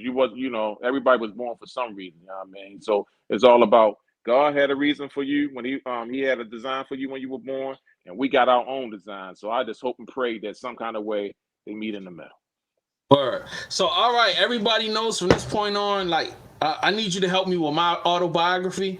It's definitely not going to be this many pages. My life ain't that interesting, but I definitely would love for you to write, you know what I mean, to make me sound more intelligent, because it's not going to, I definitely don't sound this good on paper. But thank you. Once again, thank you so much, man. Thank you for coming. You know what I mean? You know, I have mucho respect for you. Your story is phenomenal. If y'all want to hear his story outside of, please go get the book. But we also did a wonderful interview. You know what I'm saying? It's going to be in the link below. You guys will be able to check it out. Please go get his book. His book is in the link below, but it's also, go ahead, say it again, the website. AuthorDwayneJones.com. Yeah, you ain't even put that on the book, bro. You need to put that on the book. You know, make sure if you haven't done so, is your music on streaming too? Can't they stream your music? Yeah. Everywhere. You just put in Cooley High, the COOLI space HI. You know, it's everywhere. And then he's got some music. And my Instagram is at official Cooley High.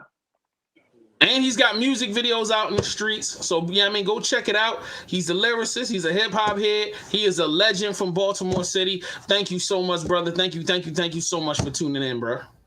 My man, thanks for having me, y'all. Y'all have a good night. All right. Anything else you want to drop while we here before I throw you off of my show? No. We good. We just got a link in person. You know what I'm saying? I want to sit on the couch and chop it up with you after you read the book, because I know you're gonna have a whole lot of questions about, you know, some things, some jewels I dropped. So once you get into the thick of things, you know what I mean, hit me so we can chop it up about it. That's a physic. I'm glad that you know me good enough to know that I already got questions. I'm just trying not to ruin the book. I'm really want people to read it. I've got a ton of questions right now. All right. So matter of fact, I don't want you to leave the show. I want you to stay on, and I want you to help me finish this rundown with me and the family. Because we've got some stuff that we haven't talked about. So I don't want to talk about Nicki Minaj and Joe Budden. It's not as fun. It's not as controversial. Let's talk about Nick Cannon for a minute. I kind of want to get into this Nick Cannon discussion, mainly because Carmen has a passing attraction to him. You know, she's not bowled over by him, but she's kind of cool.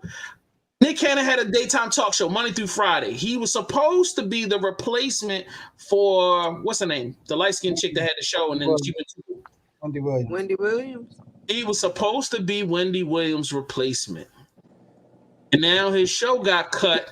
And guess who they are replacing Wendy Williams with? Shari Shepherd. No.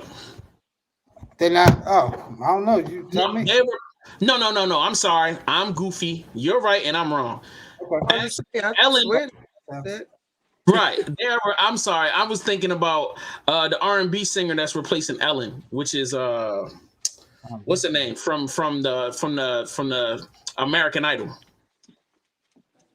You know, she used to be big, now she's skinny. Oh, Jennifer Hudson. Jennifer Hudson is taking over Ellen's show, so I got it mixed up. I apologize. So, did y'all feel like Nick Cannon's show sucked? Let's start from that point. Jones, did it suck? I don't think it sucked. I just think, unfortunately, when it comes to me and my introduction to Nick Cannon, I'm at that age where I do remember him on All That. I remember him replacing Kenan Thompson and all of those guys back in the day. So I'm like, you're funny.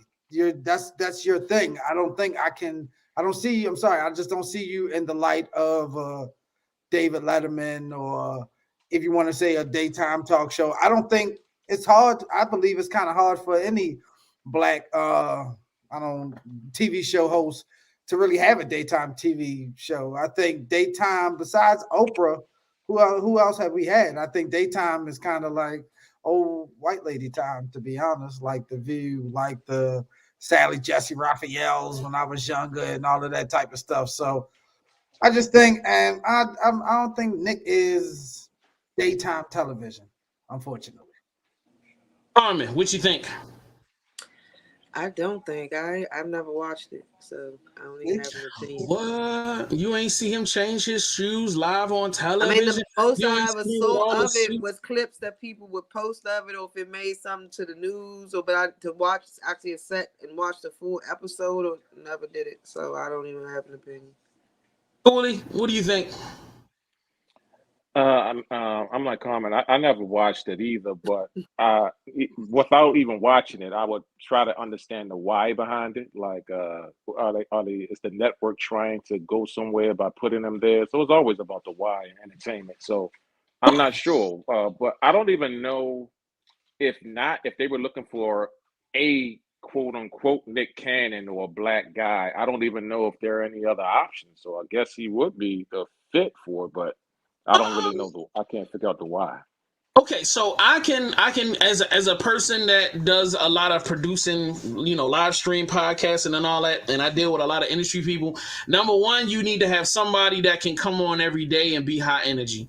Number two, you need to have somebody with a whole bunch of connects. So like when they start calling people out to come on the show, people will come on the show. Number three, you got to make sure that person is somebody that people are going to want to watch. And as much as we might personally on our own black level not like Nick Cannon is a draw to a certain extent. And number four, you know what I'm saying? He's somebody obviously that has proven himself as a producer time and time again. So I don't necessarily feel like the network was looking for him to be something, but I think he approached the network saying, hey, look, I already have produced these shows and created these shows. I'm good at it. Give me a daytime talk position, throw me anywhere, and let me show you what I can do. And I felt like they was just like, Go ahead, bro. We'll give you a bag and let you go and show us what you can do. And if it works, it works. If it doesn't, it doesn't. In my personal opinion, I didn't like the Nick Cannon show because I felt like it was too gimmicky. I felt like he didn't do enough of what Cooley High said, which is, let's start from the why. Why am I doing a daytime talk show? Why am I here? What am I going to affect in this marketplace? How can I really give people something of value? The reason why I didn't like the show is that it was just a bunch of candy crap. It was just a bunch of random.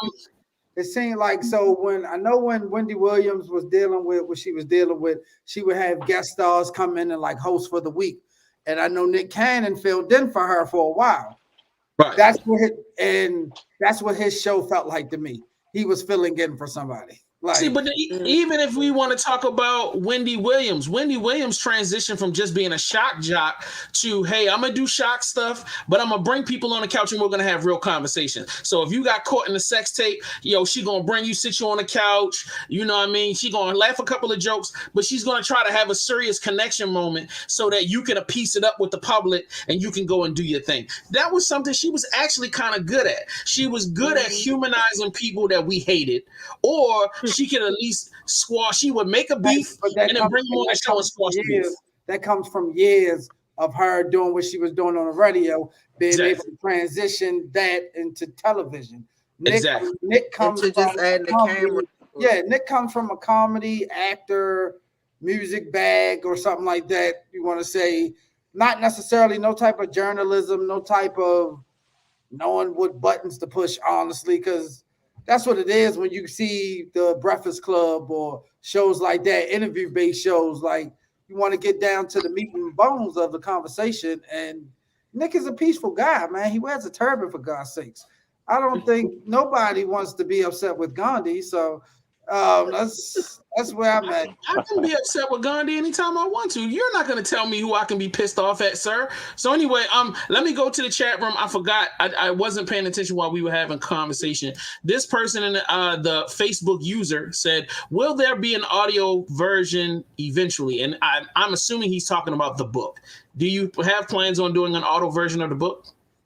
Yes, I do have plans on doing the audio version. Not sure when, but that's in the making. Are we getting Morgan Freeman or Denzel Washington to voice it? That's a good question. If you give him a bag, he'll voice anything. Like, I'll probably do it myself, of course. But yeah, it's in the works. It's in the works. Okay, cool. And shout out to Vibes. They say Vibes Podcast is in the joint. All right, so let me run into the next thing. YouTube couple charged for trespassing overnight stay in Target. I didn't see all the details about this. Jones, do you remember, or Carmen? The story, from what I did read, was basically a couple just kind of stayed at. It was an older black gentleman and a younger, I believe, Caucasian female, go figure.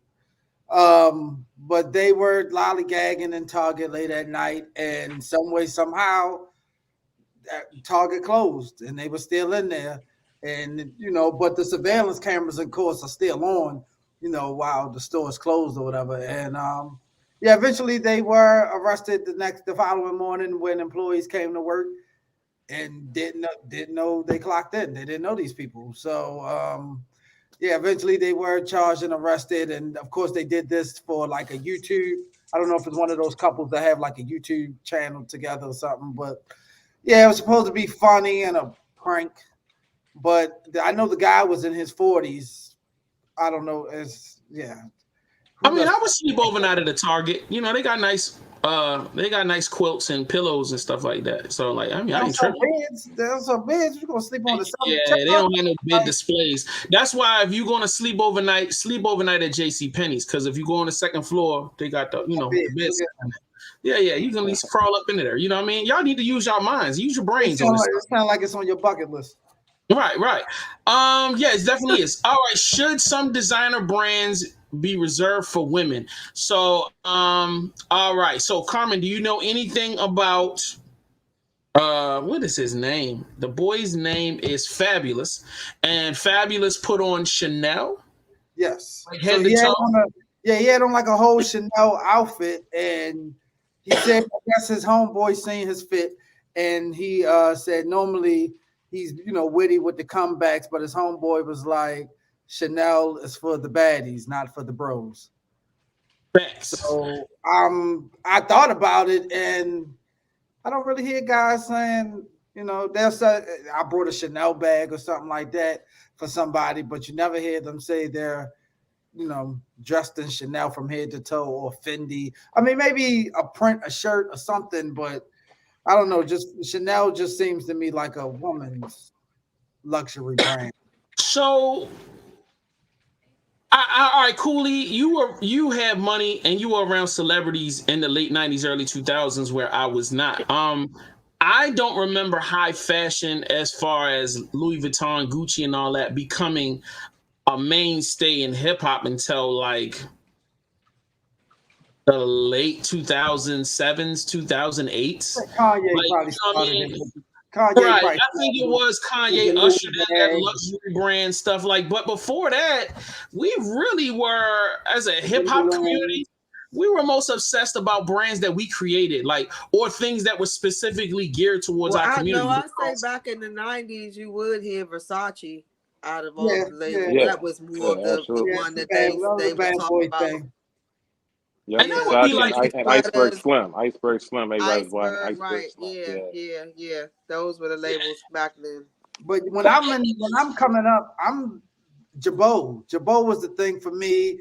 Whether it's Nike ACG boots, and you got some, Timbs, of course, Jordans always. More like rough and rugged. Like I said, once Kanye ushered in the, get your actual size polo shirt. And button ups that Jay-Z had us wearing and stuff like that. That's kind of probably when it got geared towards the higher fashion or whatever. But yeah, my hip hop is white tees, Jabot, soldier rags. And I'm gonna get in trouble for this statement, but I gotta let it be said.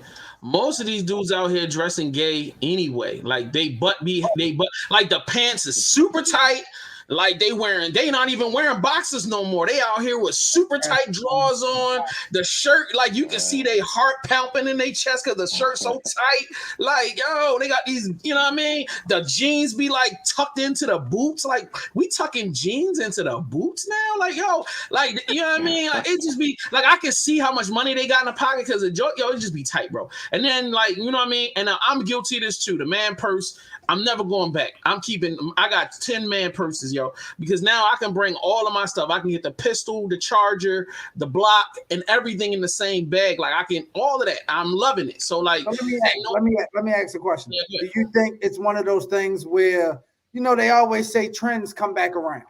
Right. So we say what you say about the tight fitting clothes, and I agree. That's pretty much what they wear. But, and this is not just from hip hop, I'm just doing black music, period. Prior to hip hop, early 80s, even probably mid 80s, of course, the 70s and stuff, a lot of those great groups, the Isley Brothers, there's a picture floating around. The Isley Brothers are in blouses. That looks like blouses to me. But that was the style back then. That probably attracts some of my aunts. Maybe my grandmother was in the lounge with a brother with a scarf on or something. I don't know. But I'm just saying, do you think that can the baggy stuff make a comeback? Like, it's definitely look at Kanye right now. Look how Kanye's dressing. He's wearing baggy pants, he's wearing baggy shirts. You know what I'm saying? He wearing the ski mask and he got the big gigantic galoshes boots. You know what I'm saying?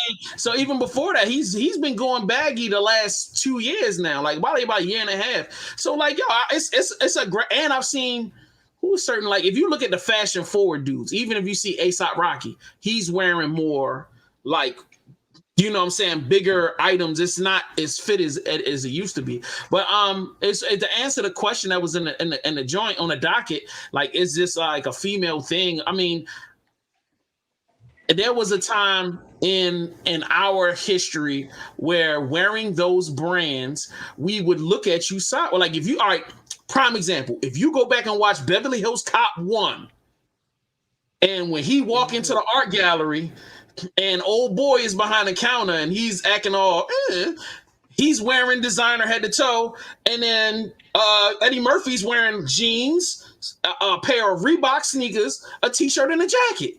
That was the definition of manly at that time. If you look at all of the movies from the 80s to the 90s, a manly man was wearing a t-shirt, some jeans. Now, Beverly Hills Cop is around the same time as, well, probably a little bit after Raw and Delirious.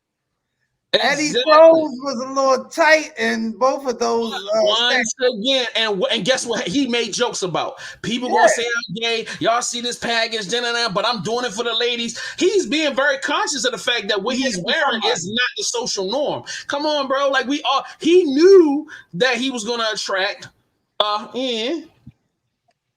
Now, if he wanted to diversify his audience, that's on Edward. I think that's necessary. I think when you get to that level, you know what I'm saying, attracting the man is necessary. Like, it's just the name of the game. You know what I mean? Even now. Huh? What you say? Your sound effects are crazy right now. Yeah. You know what I'm saying? All right. Did you want to throw anything in there? Any one of you guys at the bottom? Hey, bottom guys, y'all want to say pause. But hey, cool. Did you want to throw anything in the mix? I said pause. My bad. That's not what I was saying. Play that. I ain't like how you said that. I just flowed out like you just did. No. We ain't rocking like that at the bottom. You right. Good. Thank you for defending. You could have said cool in the gang or anything. You was my bottom guy. Like, cool in the gang have anything you could have selected. That's what you chose for us. I apologize. I was wrong. So, is there anything y'all want to add before we move on to the final segment so we can get up out of here? No, sir. Hey, well, I'm from the old school, so no, I ain't really rocking nothing that no female rocking. You know what I'm saying? So. But to each his own. I don't really knock it. You know what I mean? I don't knock it. That's just not my cup of tea. You know what I mean? Got you. All right, today, right now, we are going to play 3 records as we always do in this last segment of the show called The Drop. You know what I'm saying? My girl Carmen Kush brings in the DC heat. You know what I'm saying? My man Jones is playing one of his homeboys' records or one of his records because that's the only way he do it. He don't deal with nobody else in Baltimore. If it ain't him, I got like 4 or 5. I got like 4 or 5 songs queued up for the next couple weeks. I'm ready. And hey, we're gonna play Where's Waldo. It's gonna be Where's Jones. He in the video somewhere. I'm not in no more videos. I'm in this one, but I ain't in no more. We have an industry veteran on the show, Cooley High. He's gonna help us judge whether or not these songs are good, bad, and give us his opinions. So let's start right now. You know what I'm saying? Let's see. The first joint is Weather the Storm Freestyle featuring Doc. And let me throw this up on the screen. You're live on the Supplyhouse. Let us go. Feel the world. Oh, I'm sorry. Wait a minute. Wrong one. Sorry. I made a mistake. Here we go. Let's go. This is Doc. Feel the world. What? I know I'm a star. I'm putting on. Straight out that 1-5, nigga. Now look what we are. I know I'm a star. I'm putting on. Straight out that 1-5, nigga. Now look what we are. Tell the truth, how would you feel? You couldn't ask no one for help. Since I was 10, I've been out here on my own, packing carrying chrome, felt not alone. Mommy was there, she was battling demons she owned. Father was too. This is the life that was given, not the one that I chose. Jumped out the porch, had something to prove. Home with the ones who was breaking the rules, adding, dividing, not making the school. Gotta get right, not build to lose. This is the life when you live in the hood. Yes, I lived it, I recall it. No electric, food was spoiling, and the blockers kept on calling. Now I'm on it, fiends from stalking. Now I'm shining out this bitch.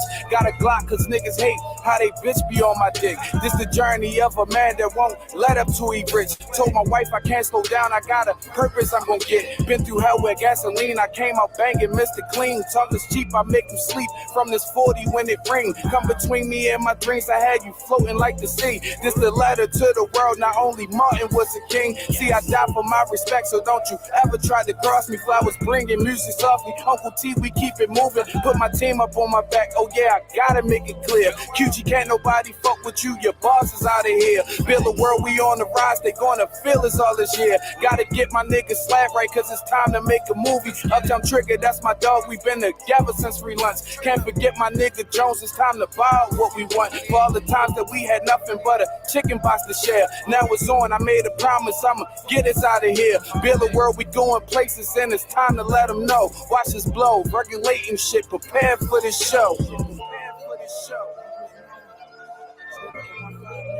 I'm putting on, I know I'm a star. I'm putting on, straight out that 1-5 nigga. Now look what we are.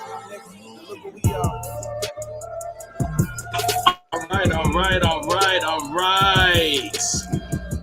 Let's go. So let's start with Cooley, man. Cooley, how did you feel about that record? Well, I always judge records like if I want to hear it twice, and that tells me if it's hot or not. So I would want to hear that twice. So yeah, that's dope. I like it. I like it a lot. Okay. Jones, we know you like it because you're in the video.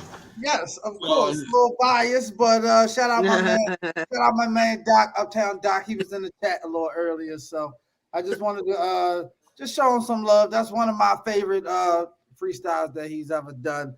Not just me being in the video. I had other freestyles or songs I could have picked, but that's one of my favorites. I really fuck with that beat there. So. Okay. All right, and Boss Lady yourself, how did you feel about the record? Armin? I like it. He can it. Hello? Can you hear me? I'm here. Yep, we can hear you. No. We can hear you. We can hear you good. Oh, I'm sorry. We can hear you. Okay. Yeah, hold on. We can hear you. We can. I was just trying to tell you we can hear you. Can you hear me? You wanted to give fingers. I'm sorry. I thought we was. No, I was just saying he can come get in the bed with me. What? That's what he was doing.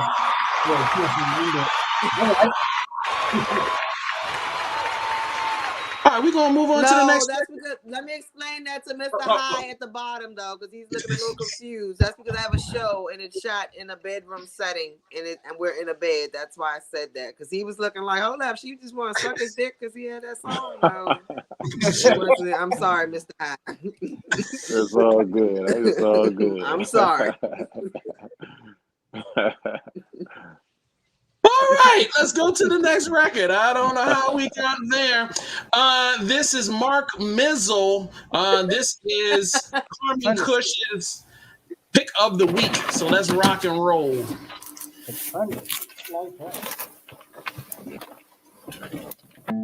See, I was in the mood for a drink, so a nigga hopped in the whip. She was on the phone with her friend talking niggas and shit. Hashtag she's lonely.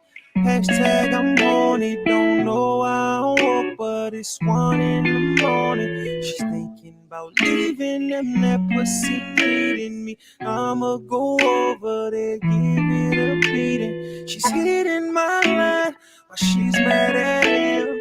Now I got your bitch and we way more than friends.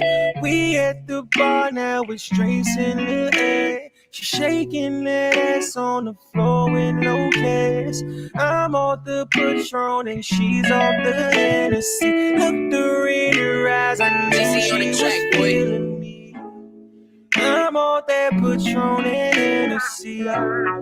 Yo girl, she's with me, she's feeling me. Patron and Hennessy. Yo girl, she's in me.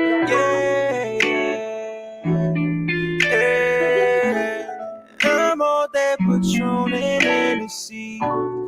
Yo girl, she's with me, she's feeling me. Patron and Hennessy. Yo girl, she's in me.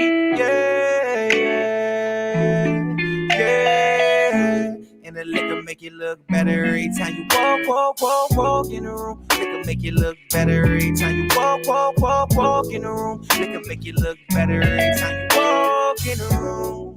Ooh. The liquor make you look better every time you walk in the room. Liquor make you look better every time you walk in the room. Liquor make you look better every time you walk in the room. Ooh. Easy on the track, Hennessy.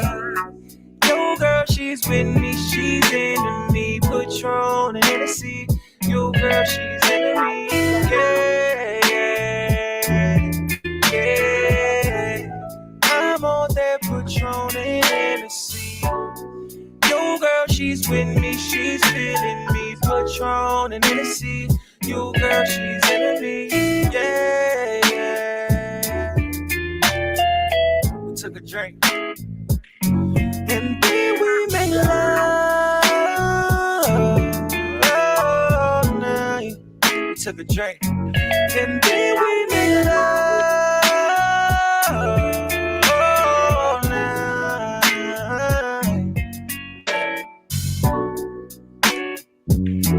And then we made love. I love this song. Oh my God. I really love this song.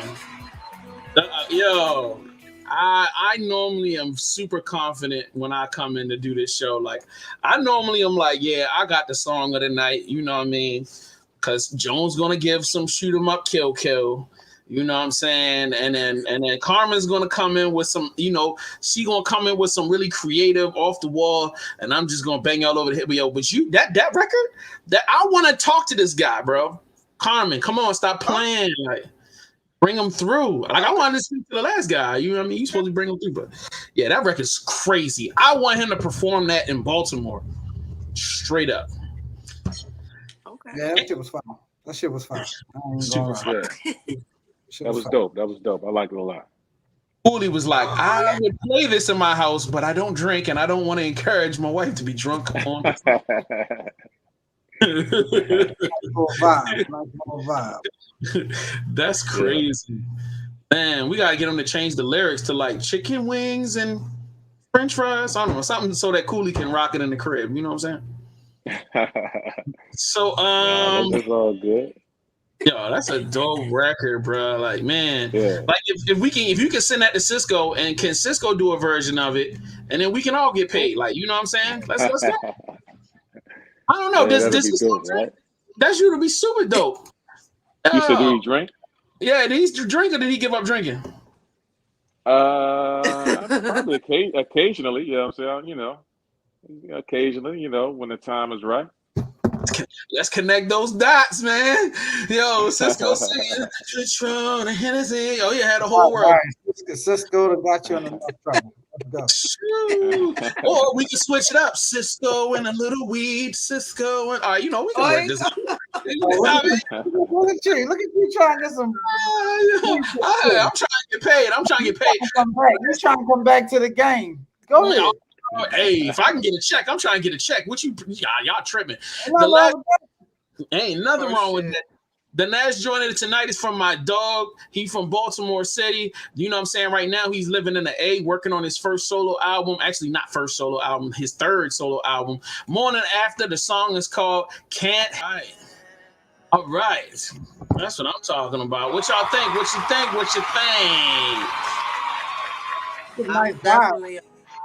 I'm a fan. I'm downloading his shit now on Apple Music. So, he definitely got joints. He got a lot of music. You know what I mean? Yeah, Shout out to my guy, man. Yeah, he got, and like he does the type of R&B I like. You know what I'm saying? Like, I'm really old school and super particular about my R&B, and like he's right there in that the same way as your Mike Mizzles dude that I'm about to lock in with. That's that vibe right there. Like, I can understand what he's saying. It's love music. It ain't, you know, hey, you broke up with me and I hate you. And then like, nah, like that. You know what I mean? So, Cooley, what did you think about the record? Yeah, it was dope. It was a vibe. You know what I'm saying? You know, and the video was crazy. You know what I'm saying? I like the scenery and all that kind of stuff. You know what I mean? But yeah, the video was dope. The song was dope. I like it. Word. And believe it or not, all of that was shot in Baltimore. Ain't that crazy? Like, it didn't look like a shithole. Wow. Yeah, definitely. Yeah, I thought I saw every location. That was dope. You said you was going to do some music next since you did your book. Do you see your book maybe being transitioned into like a movie or a series? And the reason I'm asking that is because I was going to say maybe when you do your music, you can do maybe like a soundtrack instead of like to the movies, because I would see a movie, but a soundtrack to the book, like how they do soundtracks to movies. If you Right. could.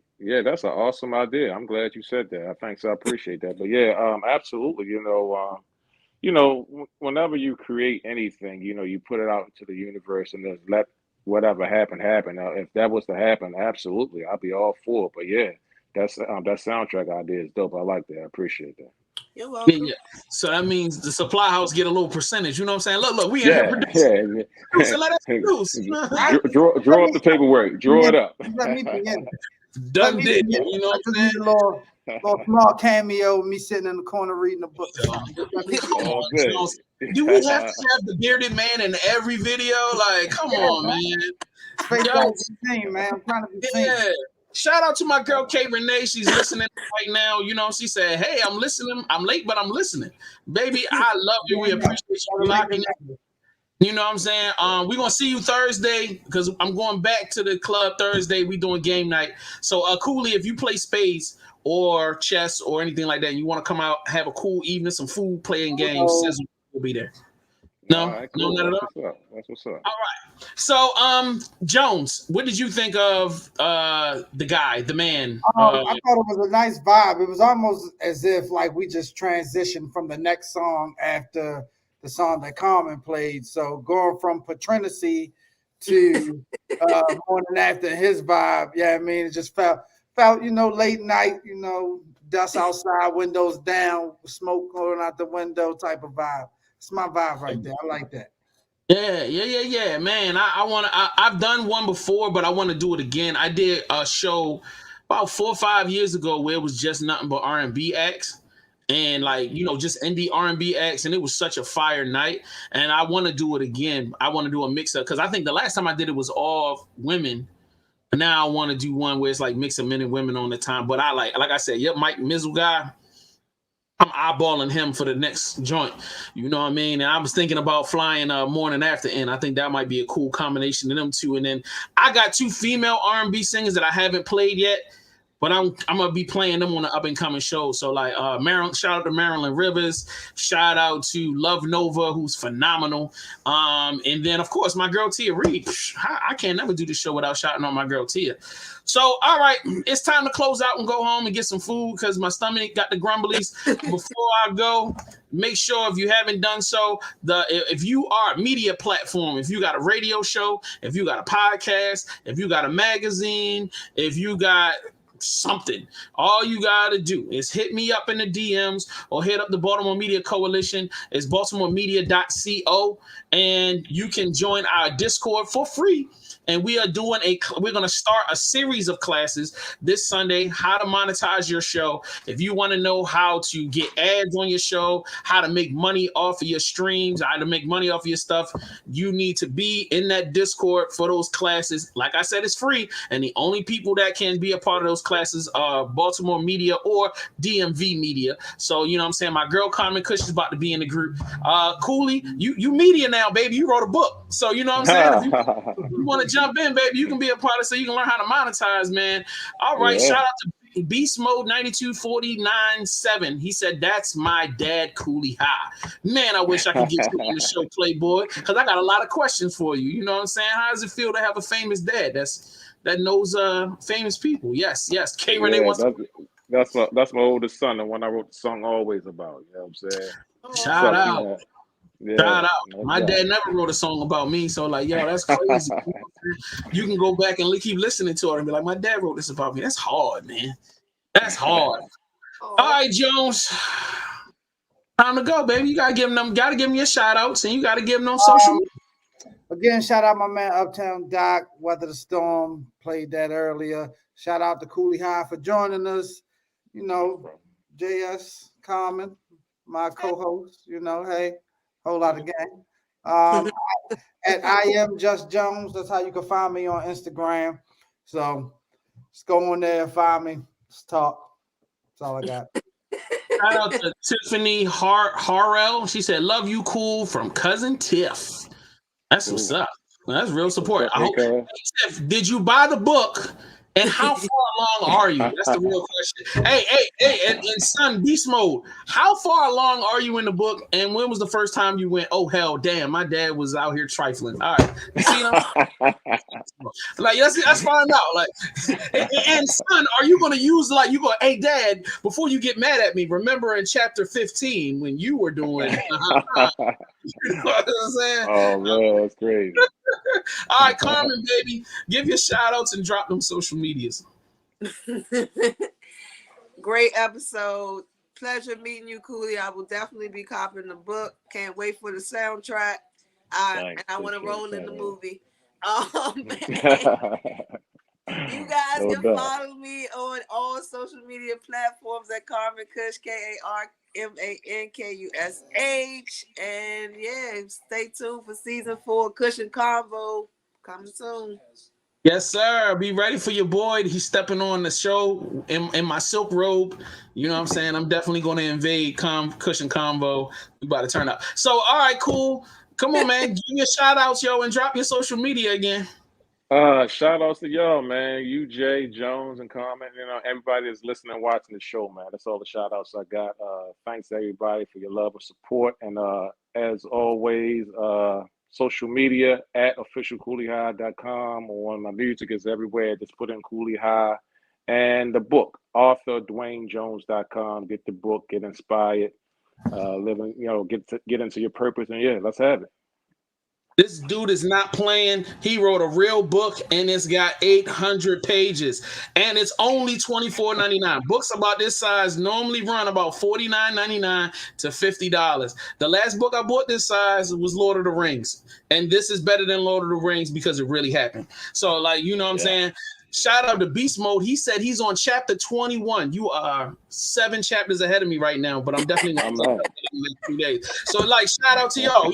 You need to have a how many chapters have you read challenge. No, hold on. He weighed more than them 7. You tried to, I see what you tried to do there, but no, I know my math, baby. That ain't it. You said chapter 7. I swear I was thinking 14. That. I swear I said I don't know what public school he went to, but and I'm over here smoking a bowl or something, but I know my math, baby. 7 earlier. See how my team won't even let me live. I be buying 14s. I be having to like, don't do that. Don't do that type of math for me. Don't do that, baby. Don't do that. Oh my God. Shout out to Carmen. Shout out to Jones.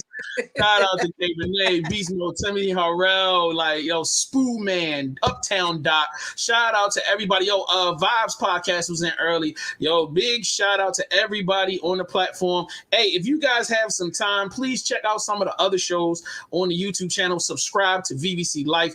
We need the subscriptions. Like, so Beast Mode, subscribe and watch the videos, and definitely go out and support our OGs, man. When y'all talk about wanting to build community, and when we talk about wanting to be together and wanting to understand the past, you know, supporting people like Cooley High is important, bro, because guess what? We all gonna be at that point. Well, I'm already at that point. I'm old. So, like, you know what I mean? Y'all, but everybody's gonna make that transition from one place to the next, and you will want to be supported and celebrated, you know what I'm saying, once you do your thing. You know what I mean? And I celebrate you, Cooley. I appreciate your contributions to the game. Like, I'm a fan, and I'm so appreciative that you allowed us the opportunity to rock with you today. You know what I'm saying? And you know, let your son know you was lit out here in these streets, man. You was bobbing and weaving with the best of them chicks, man. Just let them know you still that guy. You know what I mean? Yeah. You know what I mean? Sean, you know what I mean? Yo, look, just bring up wifey. She understand. You still got it out here. You know, honey, don't worry about it. I'm coming home. It's good. Like, let me go ahead and, you know. So anyway, y'all keep it locked. We'll check y'all next week. And I think that's it, man. I think I'm done, yo. Yeah. Oh, follow me on social media at whatever my name is, and then at whatever everything else is, and go to the website, thesupplyhouse.com. At the bottom, y'all. His name and his name. Yeah, there it is. That's it. Not hard to find. Everywhere. His name is right there, and then Cooley. All right, so we out of here, man. Let me. Where's my daggone intro? Let me get this intro going because we done said enough goofy stuff. We love y'all. This is your boy JS1 the Supplier, and you're now locked into the Supply House.